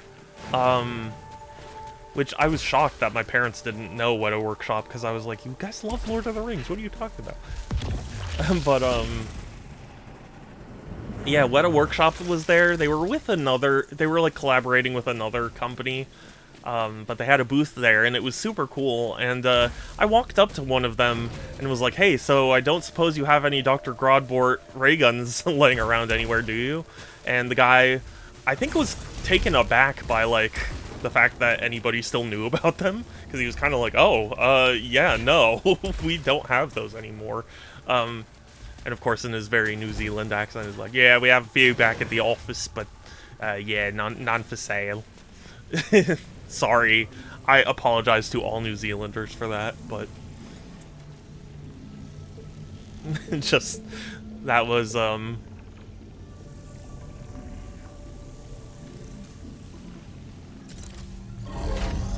was my experience. But it was still cool. It was still cool. They seemed to appreciate that, you know. people still care about the ray guns. And, yeah, so that was fun. Oh yeah, funny story. So, on Friday, when I lined up for Shantae, before I realized that I had forgotten the things to get signed, so the Udon booth was in, like, a corner of the convention hall, and it was carpeted and stuff, so, like, it was very clear when the Udon booth started and ended. And we started lining up, because obviously it's Comic-Con, and what would Comic-Con be without lines? And, so we start lining up, and we're sitting there, and some convention security guys come up to us and go like, "Hey, you guys can't line up. You're gonna block things." And it like so boggled all three of us that were there at the time, because we were like, A, we were given permission to line up there. B, like, this is Comic-Con. People are lining up fucking everywhere. What do you mean we can't form a line? And C, it was like, we were clearly in the Udon booth. Like, we weren't impeding a single person. We were, like, far in. There was no way nobody could get by. So, we were, like, talk to the Udon guys because they said we could be here. And so they do, and then they walk away going like, oh, okay. So that was annoying. And then the next day when we lined up for Shantae again, we got another encounter with con security who were like, "Hey, you can't line up." And it's like, yes, we fucking can, and we are literally still in their booth. So it was just, security really did not seem like they were all on the same page, you know? Which, like, I get it's a big convention, and I'm sure there are a lot of moving pieces, but, like, you know, when I tried to get into the convention center, initially I tried to get into Hall A, and they were, like, you know, through Hall A, and they were like, no, we can't, we're not letting people in, you have to go to B. And then it was like, okay, so we go to B, and then they go, no, we can only accept staff, you know, through this door, you have to go to C. And it's like, it's just so frustrating. It's like, just be consistent about it. You know, if they had just said you have to go to C, it wouldn't have been as bad if they, you know, but instead they went like, go to B, no, actually go to C. So that was frustrating. But yeah, we lined up and that was cool. I got to meet some cool cosplayers. And also, one of my teammates had bought a really beautiful art print of Pikmin 4. Or, actually, I don't know if it was 4, but it was of Pikmin. And so that was really cool. I was like, oh shit, you like Pikmin? Yeah! So that's fun. Always fun to encounter a Pikmin fan. More pictures to send. Pixel. Later at Z, sorry, go to A. Yeah, I mean, yeah, basically. It's like, just be consistent about it. You don't have to, like, know everything there is to know, but, like, I don't know, there should have been better communication, I feel like. Yeah, seeing all the Star Wars production art was cool. Oh, also, funny story. So, there was, you know, there was free play on the machines, so of course, there were, you know, there were people playing games, and one of the games was Minecraft. Initially, on the first day, Minecraft wasn't working for some reason, so we had a ton of kids come up to us and be like, excuse me, the Minecraft isn't working on the PCs, and it's like, yeah, sorry, we're working on it, but it's not available right now, I guess. But once we got it up and running, on Sunday, you know, like, closing shift, one of the kids grabs the computer nearest the table at the entrance, so, like, we were able to see. And, I mean, I know this isn't, like, super crazy to people who play Minecraft regularly, but he was in, like, creative mode or something, and he built a tower out of obsidian, and then at the top of the tower, he built a, like, chamber out of TNT, and then piled in, just spawned in shitloads of villagers and then just blew them all up. It's like, oh my god. Me and the coworkers were just kind of laughing about it, like, oh my god, this kid. I joked, you know, where I was like, future Ice Agent this kid is.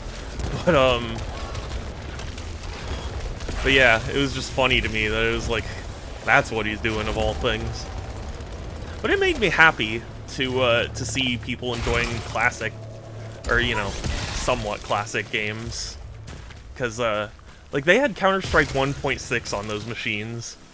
I was like, it's interesting that they didn't install 2, but also there was no online, so it's not like we could have used 2. We had Quake 3 on the machines, and there was even a Quake 3 tournament, which was super cool. Like, I remember somebody actually came up to us seeing all the booths play, like, Call of Duty and Quake 3 and, you know, they were like, what is this, 2007? And we laughed, and I was kind of like, yeah, well, I mean, I'm not complaining about it. I'd be happy to go back to 2007 for a little bit. Which goes to show how horrible things are here, that 2007 is a nostalgic, easy year. But, still.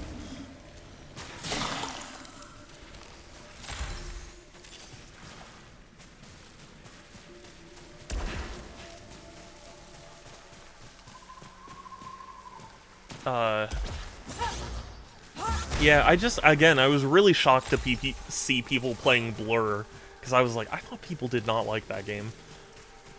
Although, I guess there weren't really that many options for racing games, so it's like, I guess I can understand why people would play it, since we literally restricted the options. But, that was cool. And yeah, that's more or less everything I did at Comic-Con. I didn't go to a bunch of panels or anything, because, like, again, I looked on the Comic-Con website, and it was like, all the panels they listed were like, you know. Some of them I'm sure would have been cool to go to, but I wasn't like, oh god, I gotta go to this, you know? It was just kind of like, oh, that could be fun.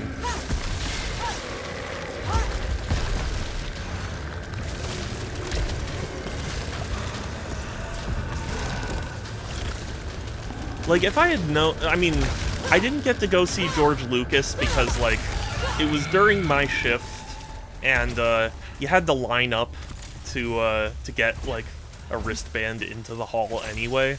So I was like, it's not really all that necessary. But, like, if I had known that, they were airing a trailer of Coyote vs. Acme, I would've tried for it. But I guess I've learned for future reference that, if you're gonna, you know, do Comic-Con, like, you really gotta check tabs on everyone that's there, because, you know, they kind of made note of who was there, but they didn't really explain what they were doing very well, so yeah, for whenever I go back to Comic-Con, now I know that, like, I should really look into more booths instead of just trusting whatever online tells me. Apparently there was a room where people were giving, like, it was like a model building class or whatever, and they were giving away free Gundam sets. I was like, whoa, if I had known about that. And the other thing I was kind of disappointed about was, there was an Avatar: The Last Airbender panel, apparently. And I was like, oh, that would have been cool to go to, because I adore Avatar: The Last Airbender. So, I would have loved that. I saw people walking around with these giant bags, where it was the cabbage guy, and he was like, oh, my cabbages! But I don't know where people got those.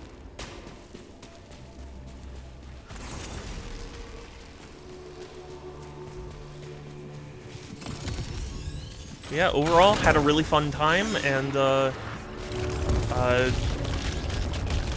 glad that I got to do it. Because, like, I've wanted to go to Comic-Con for a long time. I just never had the opportunity because either my parents were like, no, it's too expensive when I was, like, young. Or it was always like, okay, I'm ready to buy Comic-Con tickets, and I look and they're sold out. It's like, well, I guess I'm not going. So, like, yeah, it was a fun experience. I'm glad I went. Even if I never go again, I am glad I at least got the chance to be like, yeah, I went to Comic-Con. So. And you know what? I had fun. Everyone who, you know, all my teammates and stuff who pitched into our booth, they were all really nice. And, I'm happy I met them.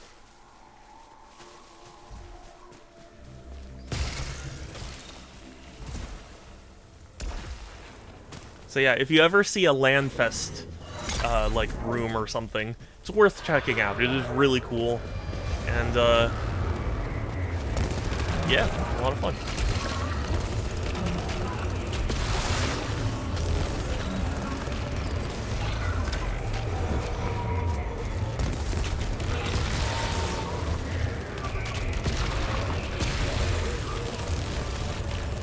Anyway, I apologize for talking for so long, but just... I had such fun, I wanted to tell everyone about it. I might share some pictures in my Discord, so if you're not already a part of my Discord, you should check it out, because it could be there.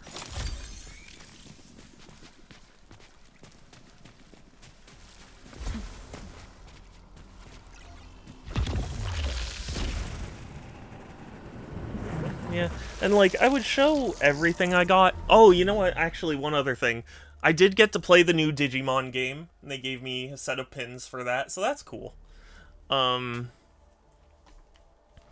It was fun. Honestly, I mean, I haven't played a lot of Digimon games or anything, but that one seemed really fun, so if you were like, oh, I'm interested, you know, as somebody who played it on the show floor, it was good. It was good. I recommend it. I mean, granted, there was a lot that I didn't follow, but that's partially because I just don't know much about Digimon. I know Digimons are the champions, but... sorry.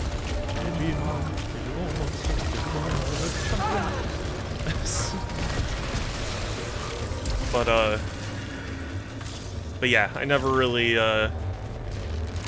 watched a whole lot. I mean, I've told the story before, but just... I remember one Saturday or maybe Sunday morning, me and my sisters we were up pretty early and we just caught an entire marathon of Digimon Season 1. And we just sat there and watched it all. It was crazy. And I enjoyed it. It was actually a lot of fun, but, I don't remember much.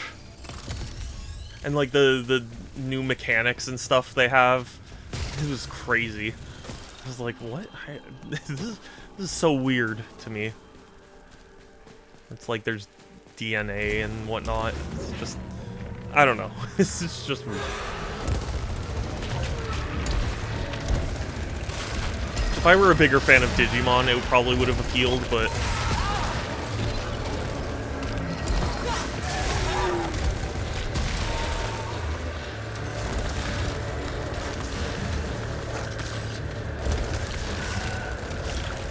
But it's not that it didn't appeal, it's just one of those things where it's like... I don't know that I would buy it brand new day one, you know? I had a fun time with it, but, you know, already feeling so alienated from the world feels bad, man.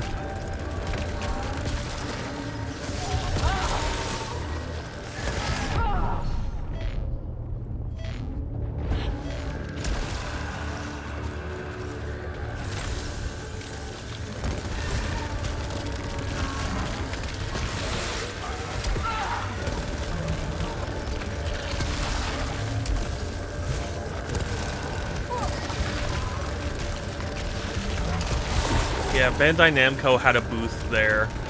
Oh, you know what's funny too? The Lego booth had like a bunch of Sonic sets on display, and there was a card being like, "Hey, there's a Sonic Cross Worlds event going on at like a K1 Speedway or whatever." And I was like, it was at the same times as Comic-Con. I was like, I mean, I guess people do, but just like, I was like, who would run that event concurrently to Comic-Con? Like, I guess if you were stopping by that area, it might make sense to, like, you know, do the Sonic event, but I was like, who's gonna step away from Comic-Con just to go to a Sonic event? I don't know. It just seemed weird. It was like, to me, it would have made more sense to have it, like, after Comic-Con.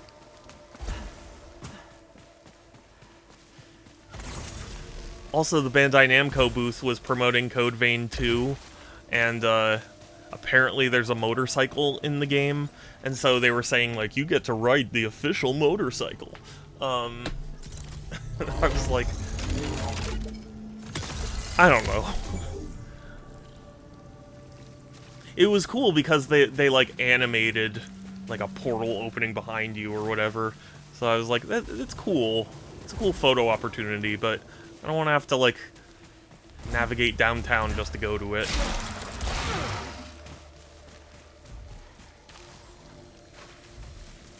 I did see Arc System Works had a booth outside of the convention center, but they were just showing off their Hunter x Hunter game. Which, I have not watched Hunter x Hunter, so I, wouldn't get much out of.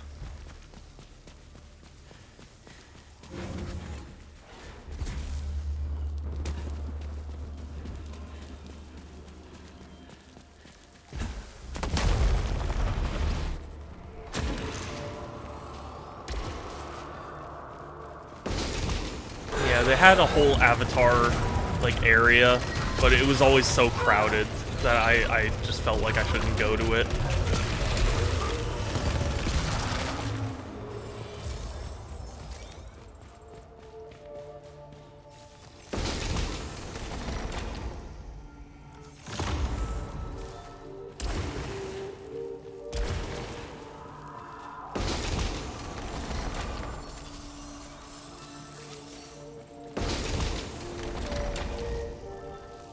Player. Oh, okay, yeah, I can do that. Easy.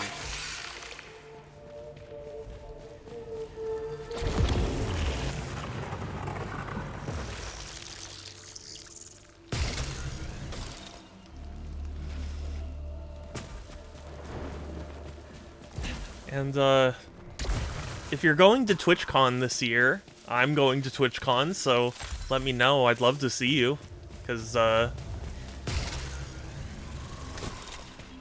I don't know, it's always cool to actually meet people from online, at least for me, because it's like, it's kind of like what I was saying earlier, where, you know, sometimes online doesn't really feel, like, real, you know what I mean? Like, actually seeing it in person kind of solidifies the existence of it for me. Not to say I can't understand object permanence, but just...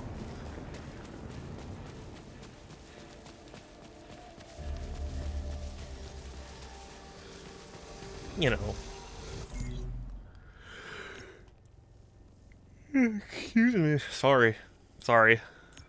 Still tired. Still very just bleh.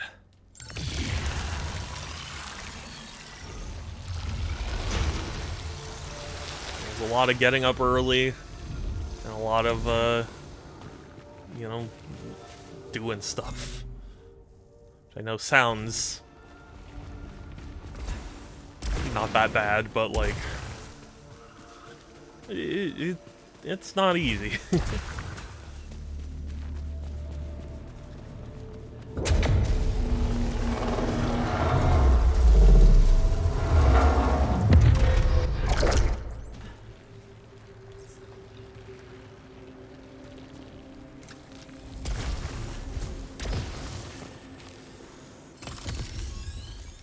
be honest with you, thinking about my... Because I was, just saying about how, like, I want to own a sword, but I don't know what I'd choose. I think whatever I do end up choosing, I'd probably want to design my own version of, Like, I would want a sword that, like, has the exact designs and things that I want on it.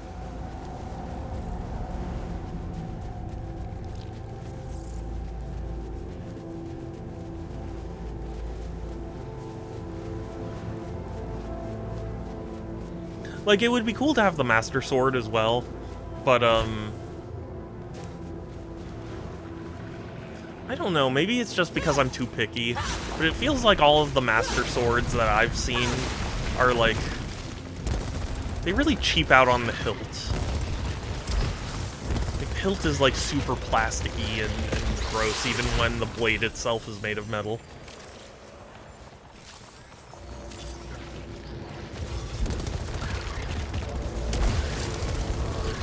To me, it's a, like, why go halfway sort of deal,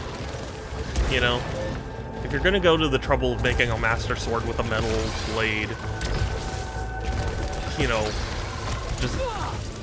just do it and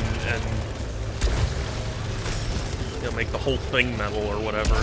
Like, going with a cheap plastic handle just feels wrong.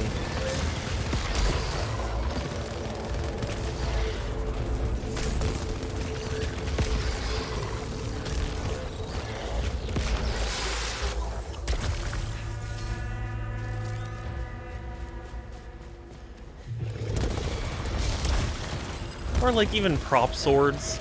I'm not opposed to owning prop swords and stuff, it's just... I don't know, I'm picky about it. I'm very thankful the prop sword that Pixel got me of the Monado is like, pretty much what I would want. I mean, outside of, like, a metal... I don't know, something about, like, the idea of having a metal Monado is just... But, like, it's proportioned exactly how I would want it to be,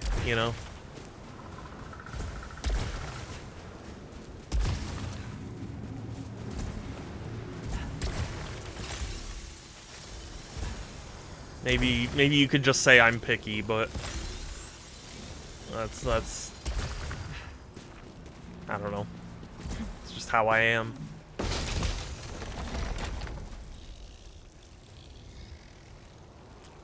Yeah, not worth.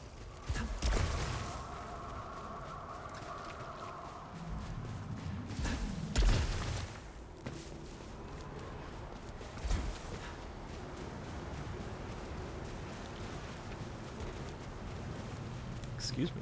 Sorry.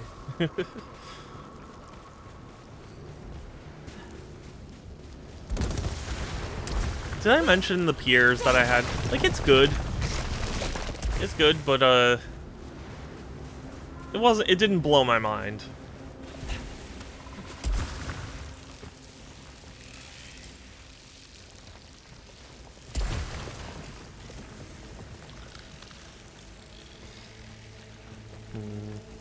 Nah.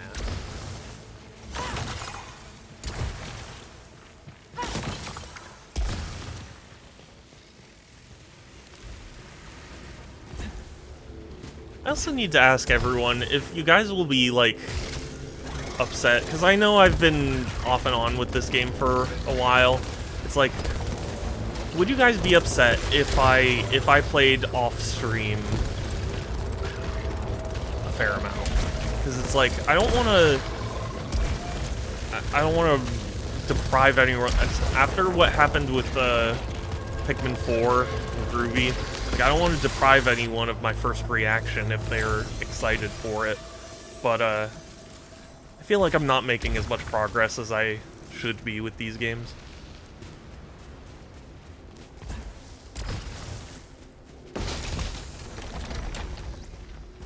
I'd like to see you beat Nemesis. Okay. Okay, that's fine. I want to know so that way I don't make a wrong move. Because, like, if you guys were okay with me playing off-stream, so that way you didn't have to see me do runs every time, like, you know.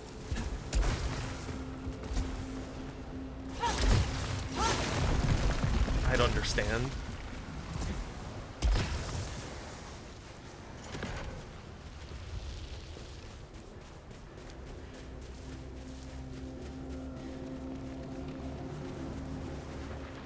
Also, Structor, you played this on PC, right? What do they do to compensate for the fact that the controller doesn't have speakers? Do they just throw all those sound effects in the game, or like, do they remove them? How does that work? Because like when I went up to press the key, even though I didn't have a key, it gave me a noise from my controller. I was like, that wouldn't happen on PC. What would happen? What does happen? I should say.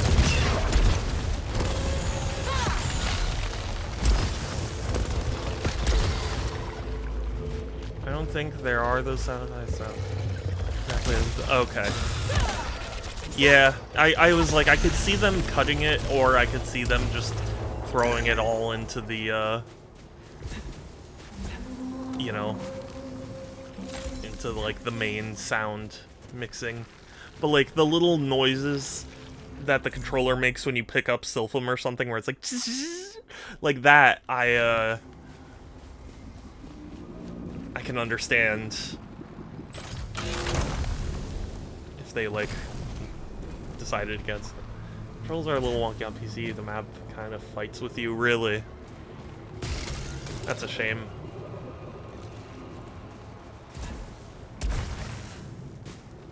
Oh, also, funny story. While I was at Comic-Con, TF2 got a fairly major update, which makes me very happy because they added a new, not only new taunts, but a taunt that can kill.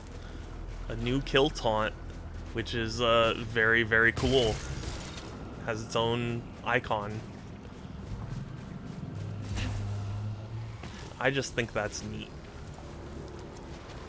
Oh, super amazing. Yeah, well, that's the thing. It's like, even if it's not an ideal port, I'm glad there is a port of it.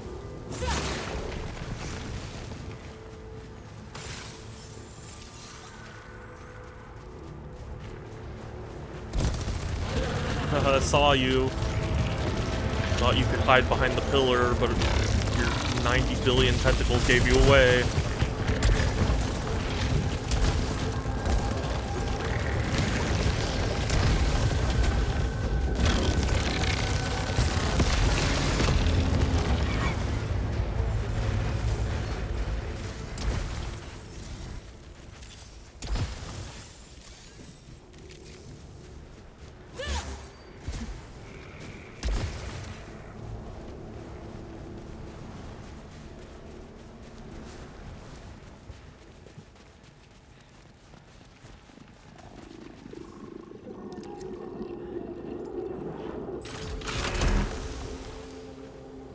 Thank goodness that I did not get a malfunction. That would not have been worth it.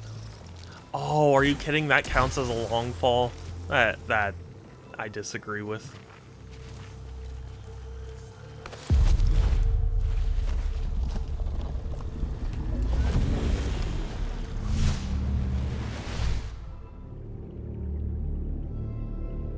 Bubbles.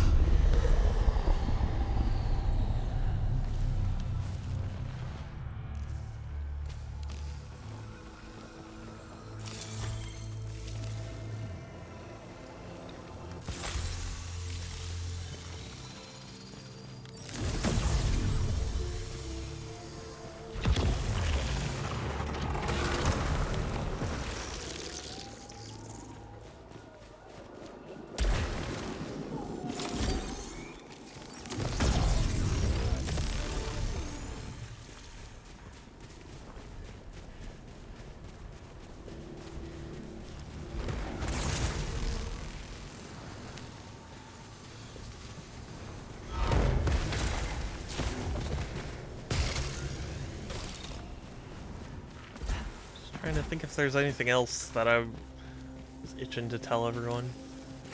Not really. I'm just kinda here, you know?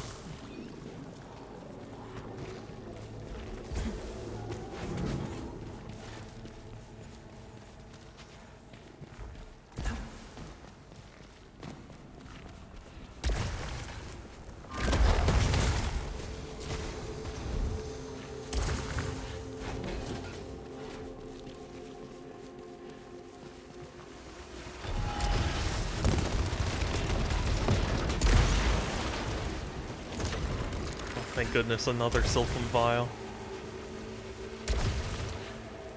Always happy to have those on hand.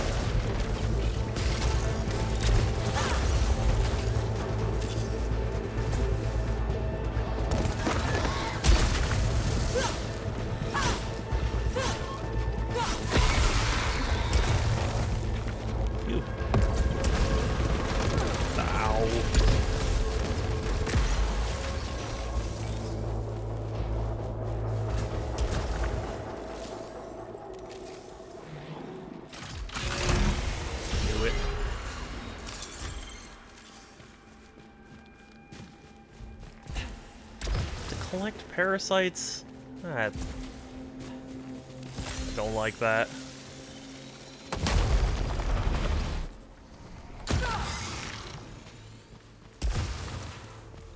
And I don't like that either, actually.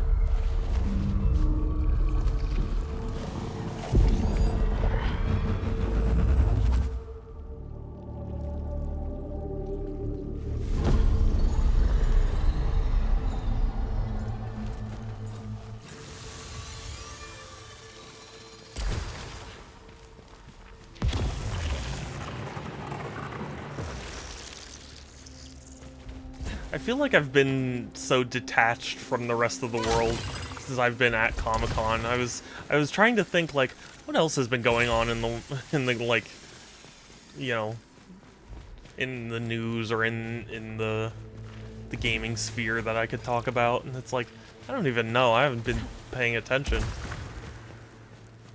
Except for I did hear apparently itch.io recently had to axe all of their, you know, 18+ rated games, and, like, even if you purchased it, you're not allowed to re-download it or anything, and, their stated reason was because they needed to cooperate with, PayPal, or not PayPal, MasterCard and, Visa's new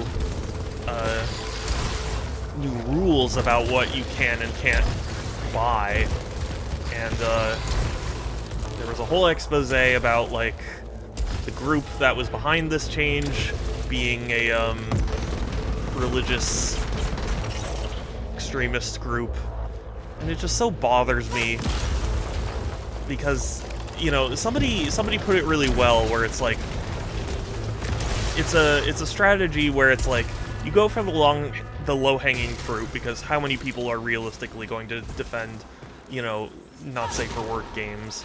So it's like, you know, you take away something that's hard to defend, and then you set that precedent of being able to take things away from people, and then you go after your real targets.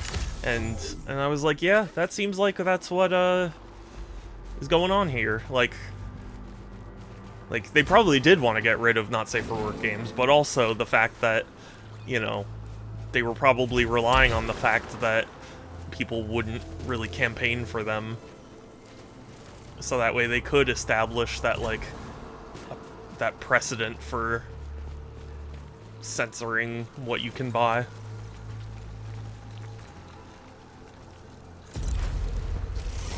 It's just a really frustrating situation, you know? course, also who gets the sideways. Yes, well, that's the other thing. Apparently there were games taken down that weren't even not safe for work. They just had LGBTQ like people in them. And it's like, that's clearly what their goal is. It's not really about not safe for work or protecting children or whatever the fuck. It's about getting rid of LGBTQ. And it's like, it's clearly that's their goal, but I heard that their campaign to you know, to get MasterCard and Visa to change their rules, like, was only conducted by about 1,000 people. And I was like, that is so few to have such a massive change happen. You know? 'Cause, you know, it really is true that, like, you know, the worst voices are the ones that complain the loudest, and people end up acquiescing to it.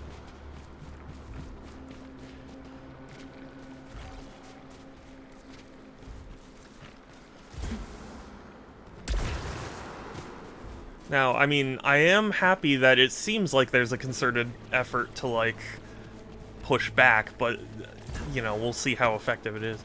That MasterCard Visa could make that decision if people don't buy the games. Visa doesn't make that.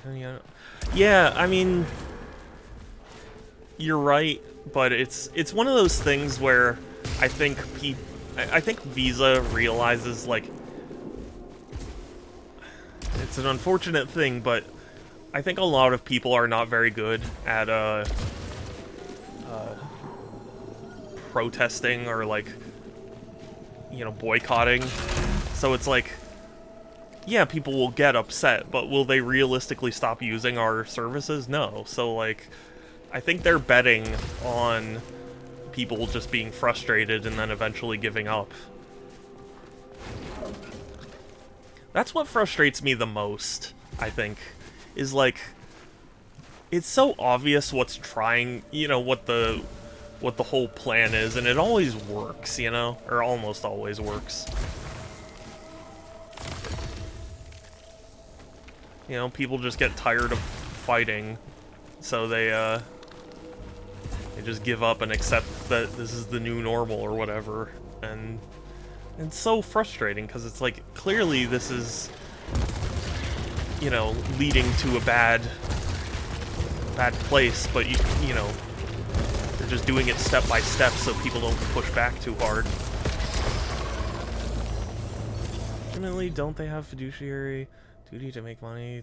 I mean, they do, but I mean, again, I think they are banking on people not really caring.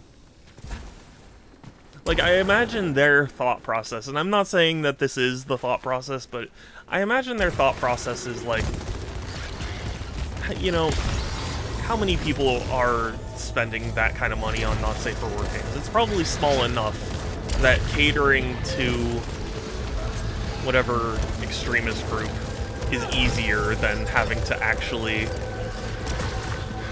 you know, fix their,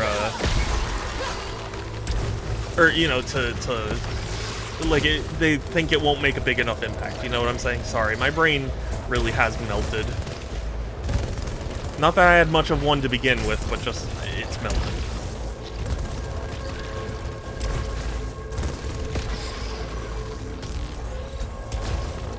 They probably think that this won't impact them enough to make that a concern. I have heard people trying to coordinate an effort where it's like, you file a complaint and say you'll stop using MasterCard if this happens, or Visa or whatever, this is allowed to stay.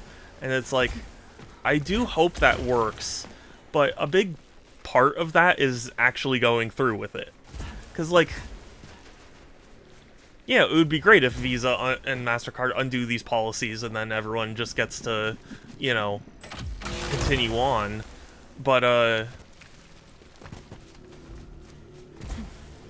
like, if Visa and MasterCard say no,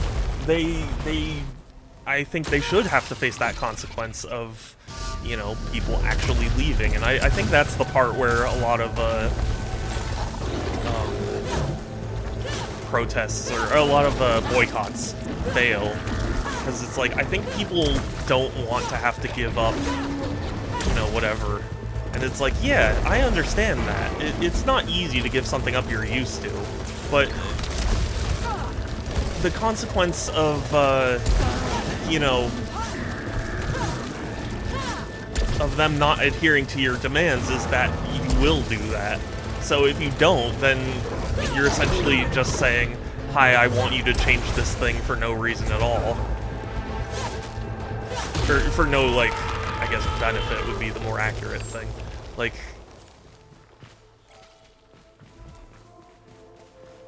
it's like it's not gonna cost you anything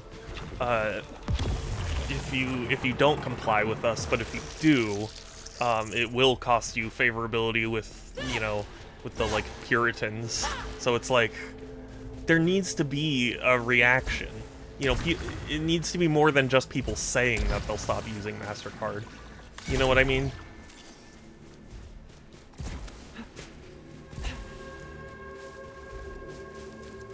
And it's the same thing with a lot of things, not even just this. Like Nintendo with Pokemon. Like, I think Scarlet and Violet launched in unacceptable states. Like, really, truly. They were not okay, and people shouldn't have bought them, but they did. And it's like, the ultimate message is that even if you release something like this, people are still gonna buy it, and that's I think, a bad precedent to set. Because actions always speak louder than words. That's something I've been learning quite a lot lately, you know? Talk is cheap. People will say whatever they want to, you know, to try and benefit themselves, but, like, at the end of the day, if they're not willing to do what it takes, then, you know, their words mean very little.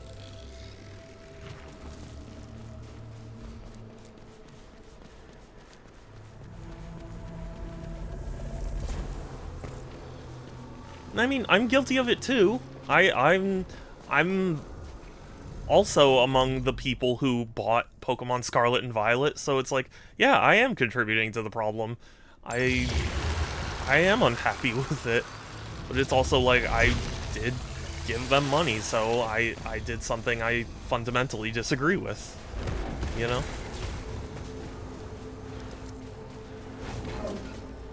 I mean, granted, I got it as a Christmas present. It's not like I specifically gave them money, but even still, the principle is the same. Somebody paid for those copies, that's the point.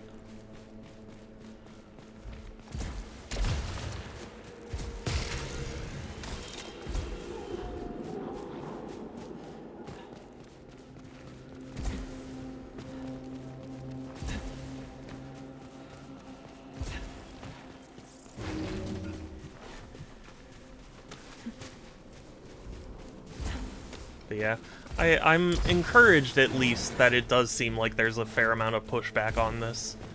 Because I think there should be pushback on it, you know? People should say this is not okay and it's setting a bad precedent. I see where this is leading.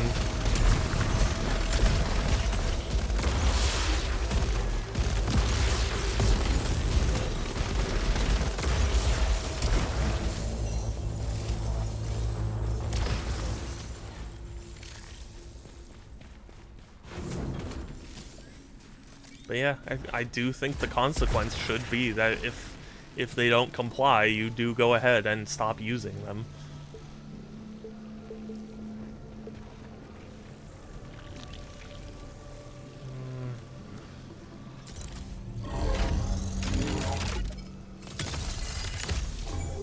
Sorry to have gotten all preachy. I'm not trying to, you know,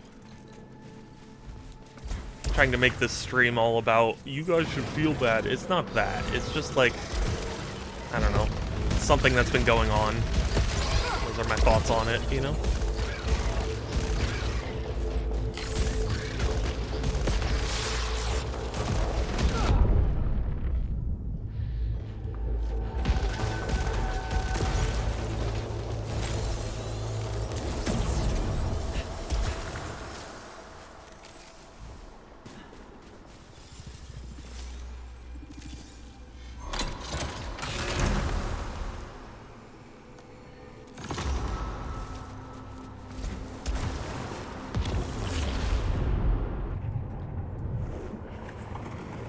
really hope I can find something that'll fix my malfunction.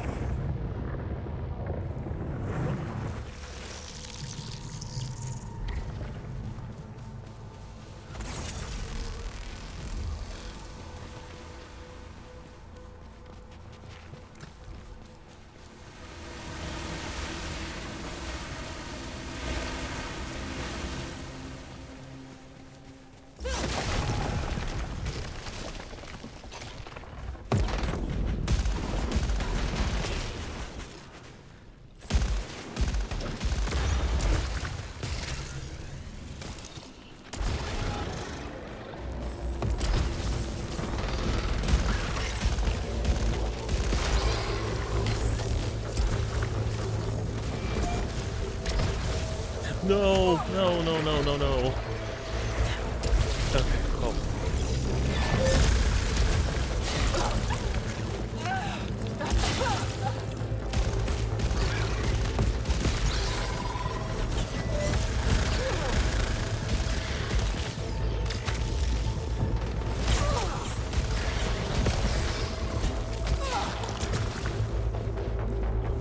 Okay, okay, okay, okay.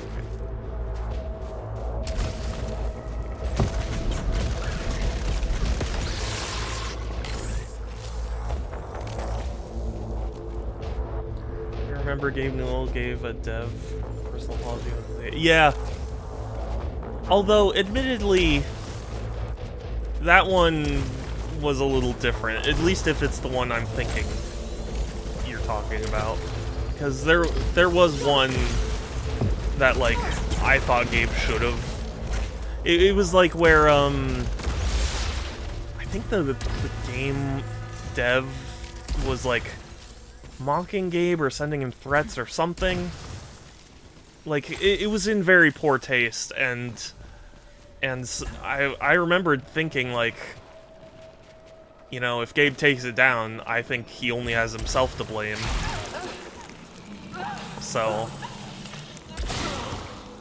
I think I remember that Gabe did send him an email that was like, "Hey, sorry, we pulled your game off Steam." And that was the one time I was like, if you had, you know, if you had said, no, we're keeping your game off Steam, I would have been okay with. At least that's how I remember the story going. I admit it's been a while.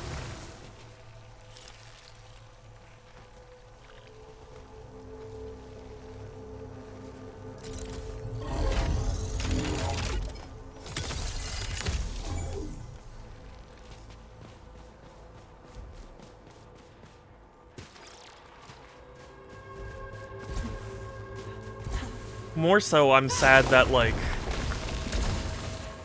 you know, Steam has a lot of issues, and it makes me sad that a lot of them go unaddressed, because they're kind of the market leaders, you know?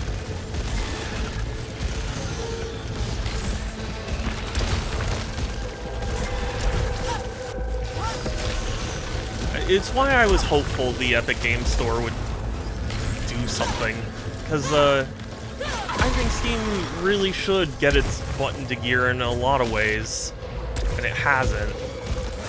And I was hoping Epic would provide, you know, an environment for them to, you know, to have some competition, so they go, okay, we should really, you know, make sure we, you know, keep people happy.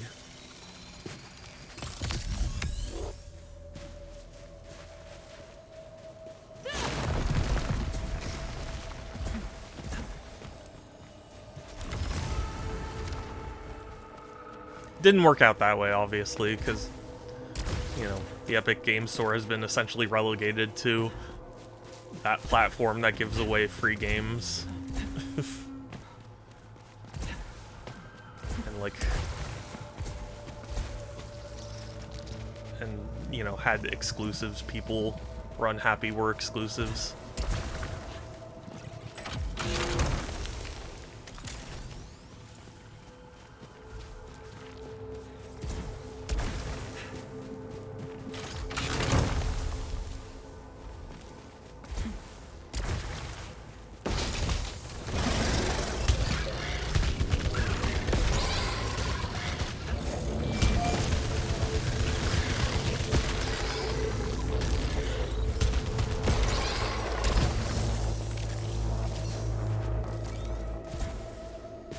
But I've been conflicted on that for a while, because, like, I remember there used to be a whole thing where, like, visual novels on Steam used to get a really hard time. And I think they might still, to be honest with you.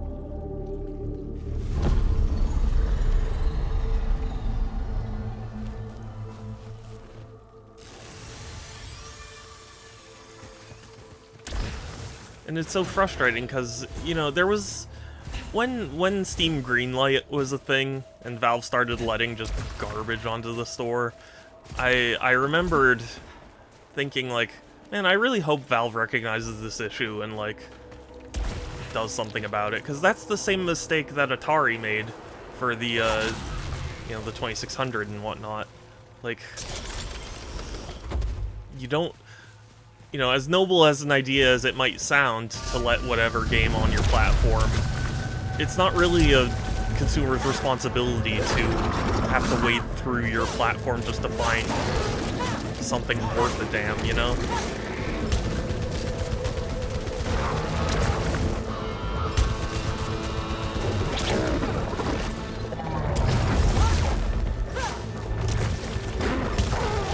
And then they came forward and they were like, hey, we're getting rid of Steam Greenlight, and we're just gonna let anyone with $100 put their game on Steam. Why? Why? This is the exact opposite of what you should have done.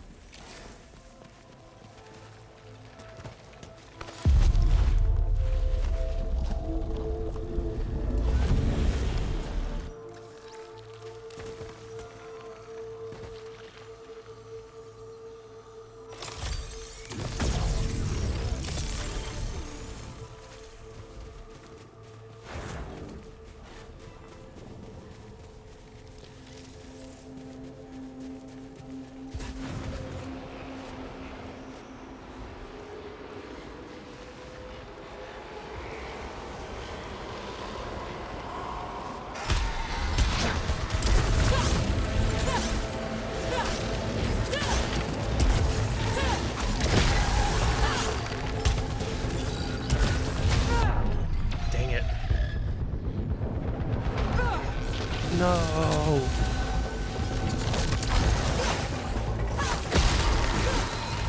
So I looked up the game I was thinking it was called Hatred and all the desert. Oh, okay.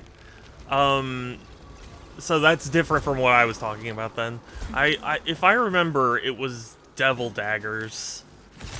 That was the game where, like, the dev sent, like, threats or whatever to Steam, and everybody wanted Steam to take them down, but, they just let them back on the store.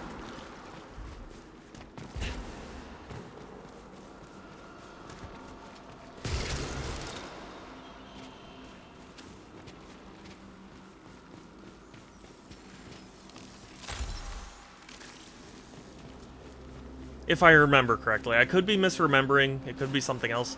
I thought it was Devil Daggers, but I could be wrong.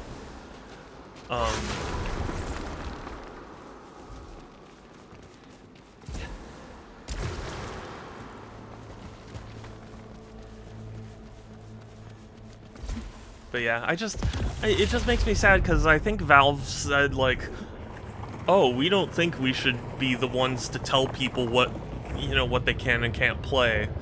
And I was like, that's so not what it's about, you know? Like, you're not telling people you can't play the game, it's just that you're telling people that, like, this is a thing we don't want on our store, you know?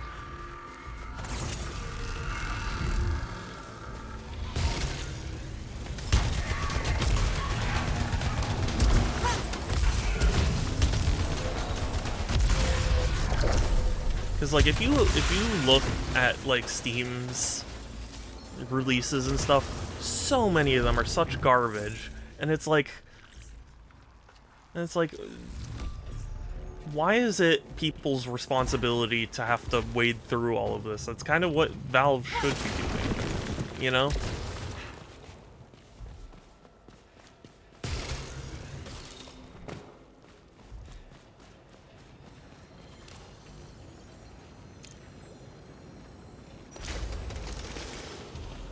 Like, can you imagine a store that was like, we're going to just pile in everything we possibly can, even if it's not, like, good, and we're gonna tell all of our customers that if you want to find something good, you have to, you know, you have to just wade through yourself, and then tell, you know, and then you can tell other customers so that way they know what's worthwhile. It's like, why not just why not just carry stuff that's worth carrying? Like, why? I don't know.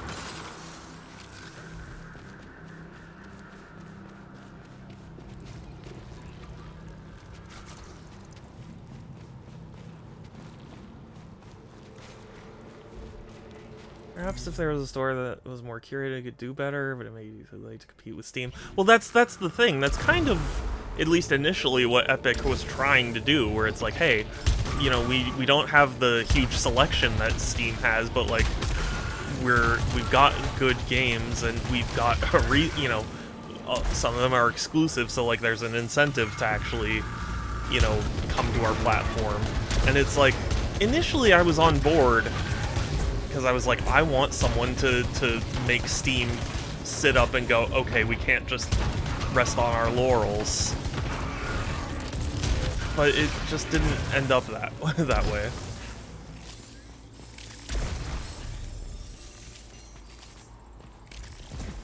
And like, Steam is home to some of the most horrid hate groups there are, and it's like, how does Valve not care about that?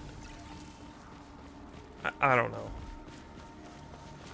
Yeah, even Nintendo's... Yeah, Nintendo has been loose. Even PlayStation's been loose. Like, every company has been dealing with it. I think there was even an article a little while back talking about, like, how everyone is trying to deal with the just waves of garbage that are flooding digital storefronts.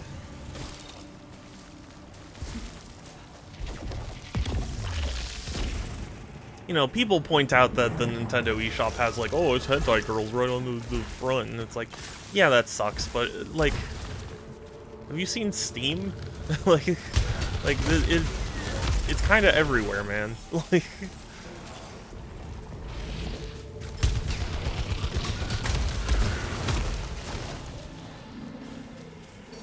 I don't know.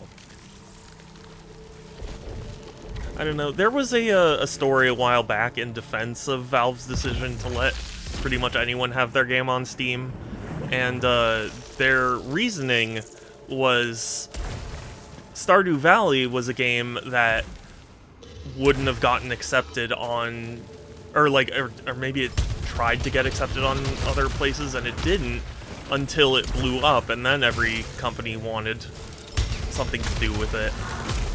And it's like, yeah, in a situation like that, it does suck imagining we could have never had Stardew Valley, or at least never known about Stardew Valley, because it didn't meet whatever weird requirements a platform holder had. But at the end of the day, I don't want to have to wade through all the different, you know, garbage just to be like, oh, this one possibly could be good. Like, it's kind of what I'm paying for online for, you know?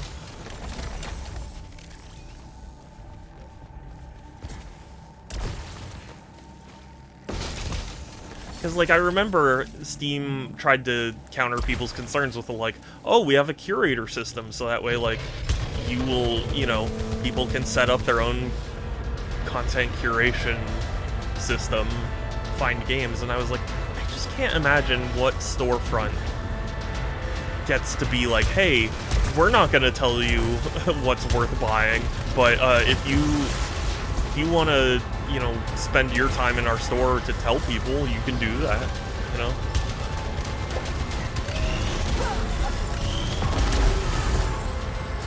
I don't have an earthly idea of the solution, especially with AI. Yes. Yeah, it's a tough situation.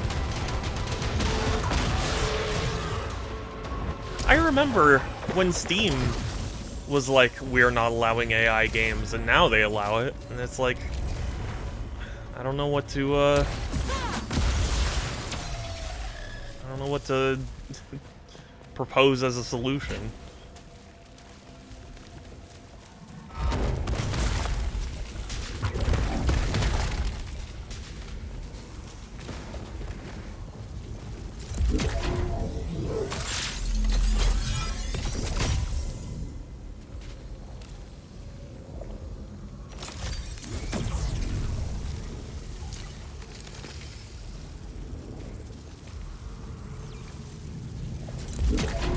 Amazon is like half dropshippers in count. Yes, yeah, exactly. It's stuff like that that's like, I don't know if there is a solution at this point.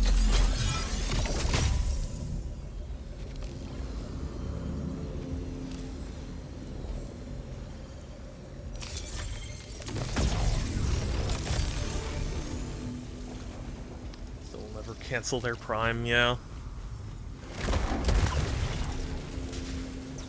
And I'm pretty sure I've told the story of how I've been getting UAE versions of games on Amazon.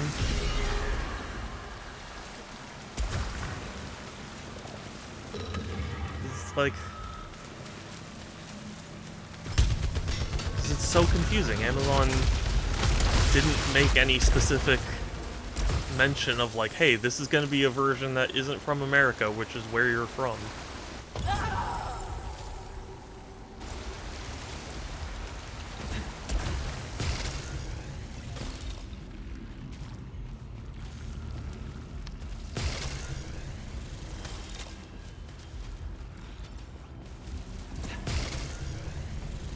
I don't know. Again, just one of those scenarios where it's like, I don't know how to even start providing constructive criticism.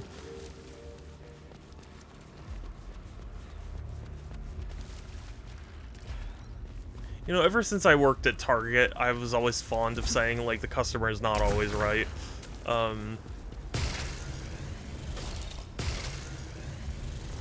But it's just, I don't know, it just feels like everything's so backwards from how it should be, you know?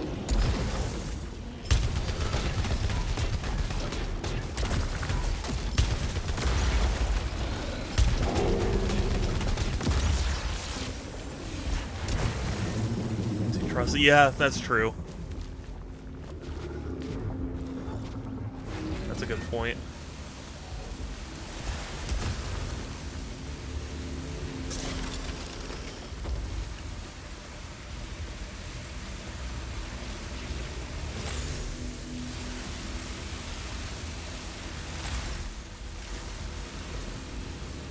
Where's always right now?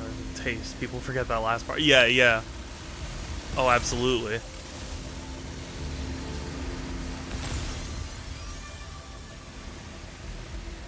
But I don't know, it just feels like everything's so wrong. It's like, you know, when I worked at Target, I remembered there would be people who would cause like a whole stink about like a pricing of an item or something, and my managers would acquiesce to them, and it's like, why would you do that? And their answer was always like, oh, but they'll like leave a bad review or whatever. And I was like, it just so boggles my mind thinking about it, because it's like, for one thing, who the hell is going to like review sites to know what Target to go to? It's like, it's Target, it's more or less the same everywhere. But two, it's like, it's such a backwards loop to me. It's like, the people who cause problems are the ones that, you know, that like managers and stuff are trying to please.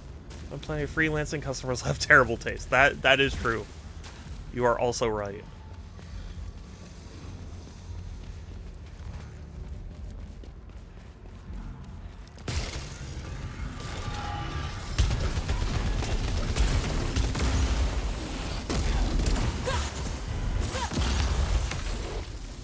But, you know, it's just, to me, it's like, it's essentially, it's rewarding bad behavior, right? If you raise a stink for people, they will give you, you know, whatever it is you want. And it's like, I think that's the wrong message to send, you know?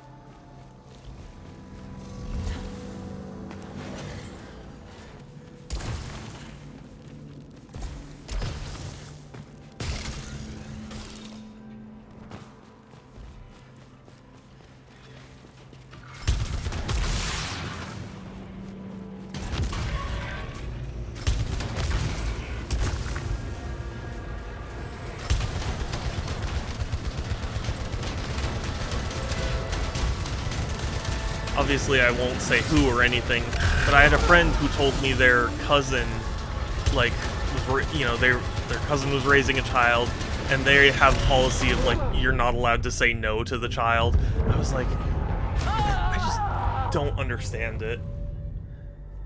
It's, like, they're gonna have to learn. I don't know. Sorry. My brain's... my brain's in all sorts of places. I'm gonna call it here because I'm tired, and I only really intended this stream to just be kind of a recap of where I've been, what I've been doing, and you know, just I'm glad to be back to streaming, and I'm sorry that I've been like canceling so many streams lately. But for what it's worth, I had a wonderful time at Comic-Con, and I didn't get to meet anyone there, but it was still very fun. Yeah, thank you for stopping by and for saying hi and all that. I really appreciate it. I try and stream every other day, so Tuesdays, Thursdays, Fridays, and Sundays at 1 p.m. Pacific. I have a Discord if anyone is interested, !Discord, or there's a link in my bio. It's the best place to keep up with my streams, as well as chat with me and other cool people. And, Thursdays might still be impacted by streaming, but since there was a mix-up at my doctor's office, that's not the case yet. But it may return soon, so I will keep you updated, and I'll keep my Discord updated for that.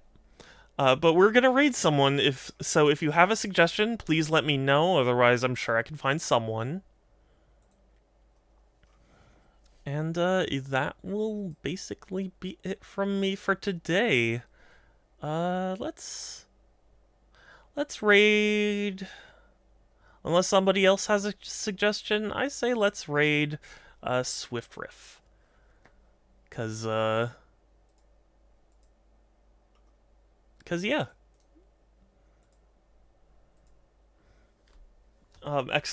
!Raid will send my raid message, so you can copy and paste that and send it in the chat when we get there. But otherwise, yeah, that's basically gonna be it. Take care, everyone. Stay safe. Have a good one. I will talk to you later, and let's go raid. Bye.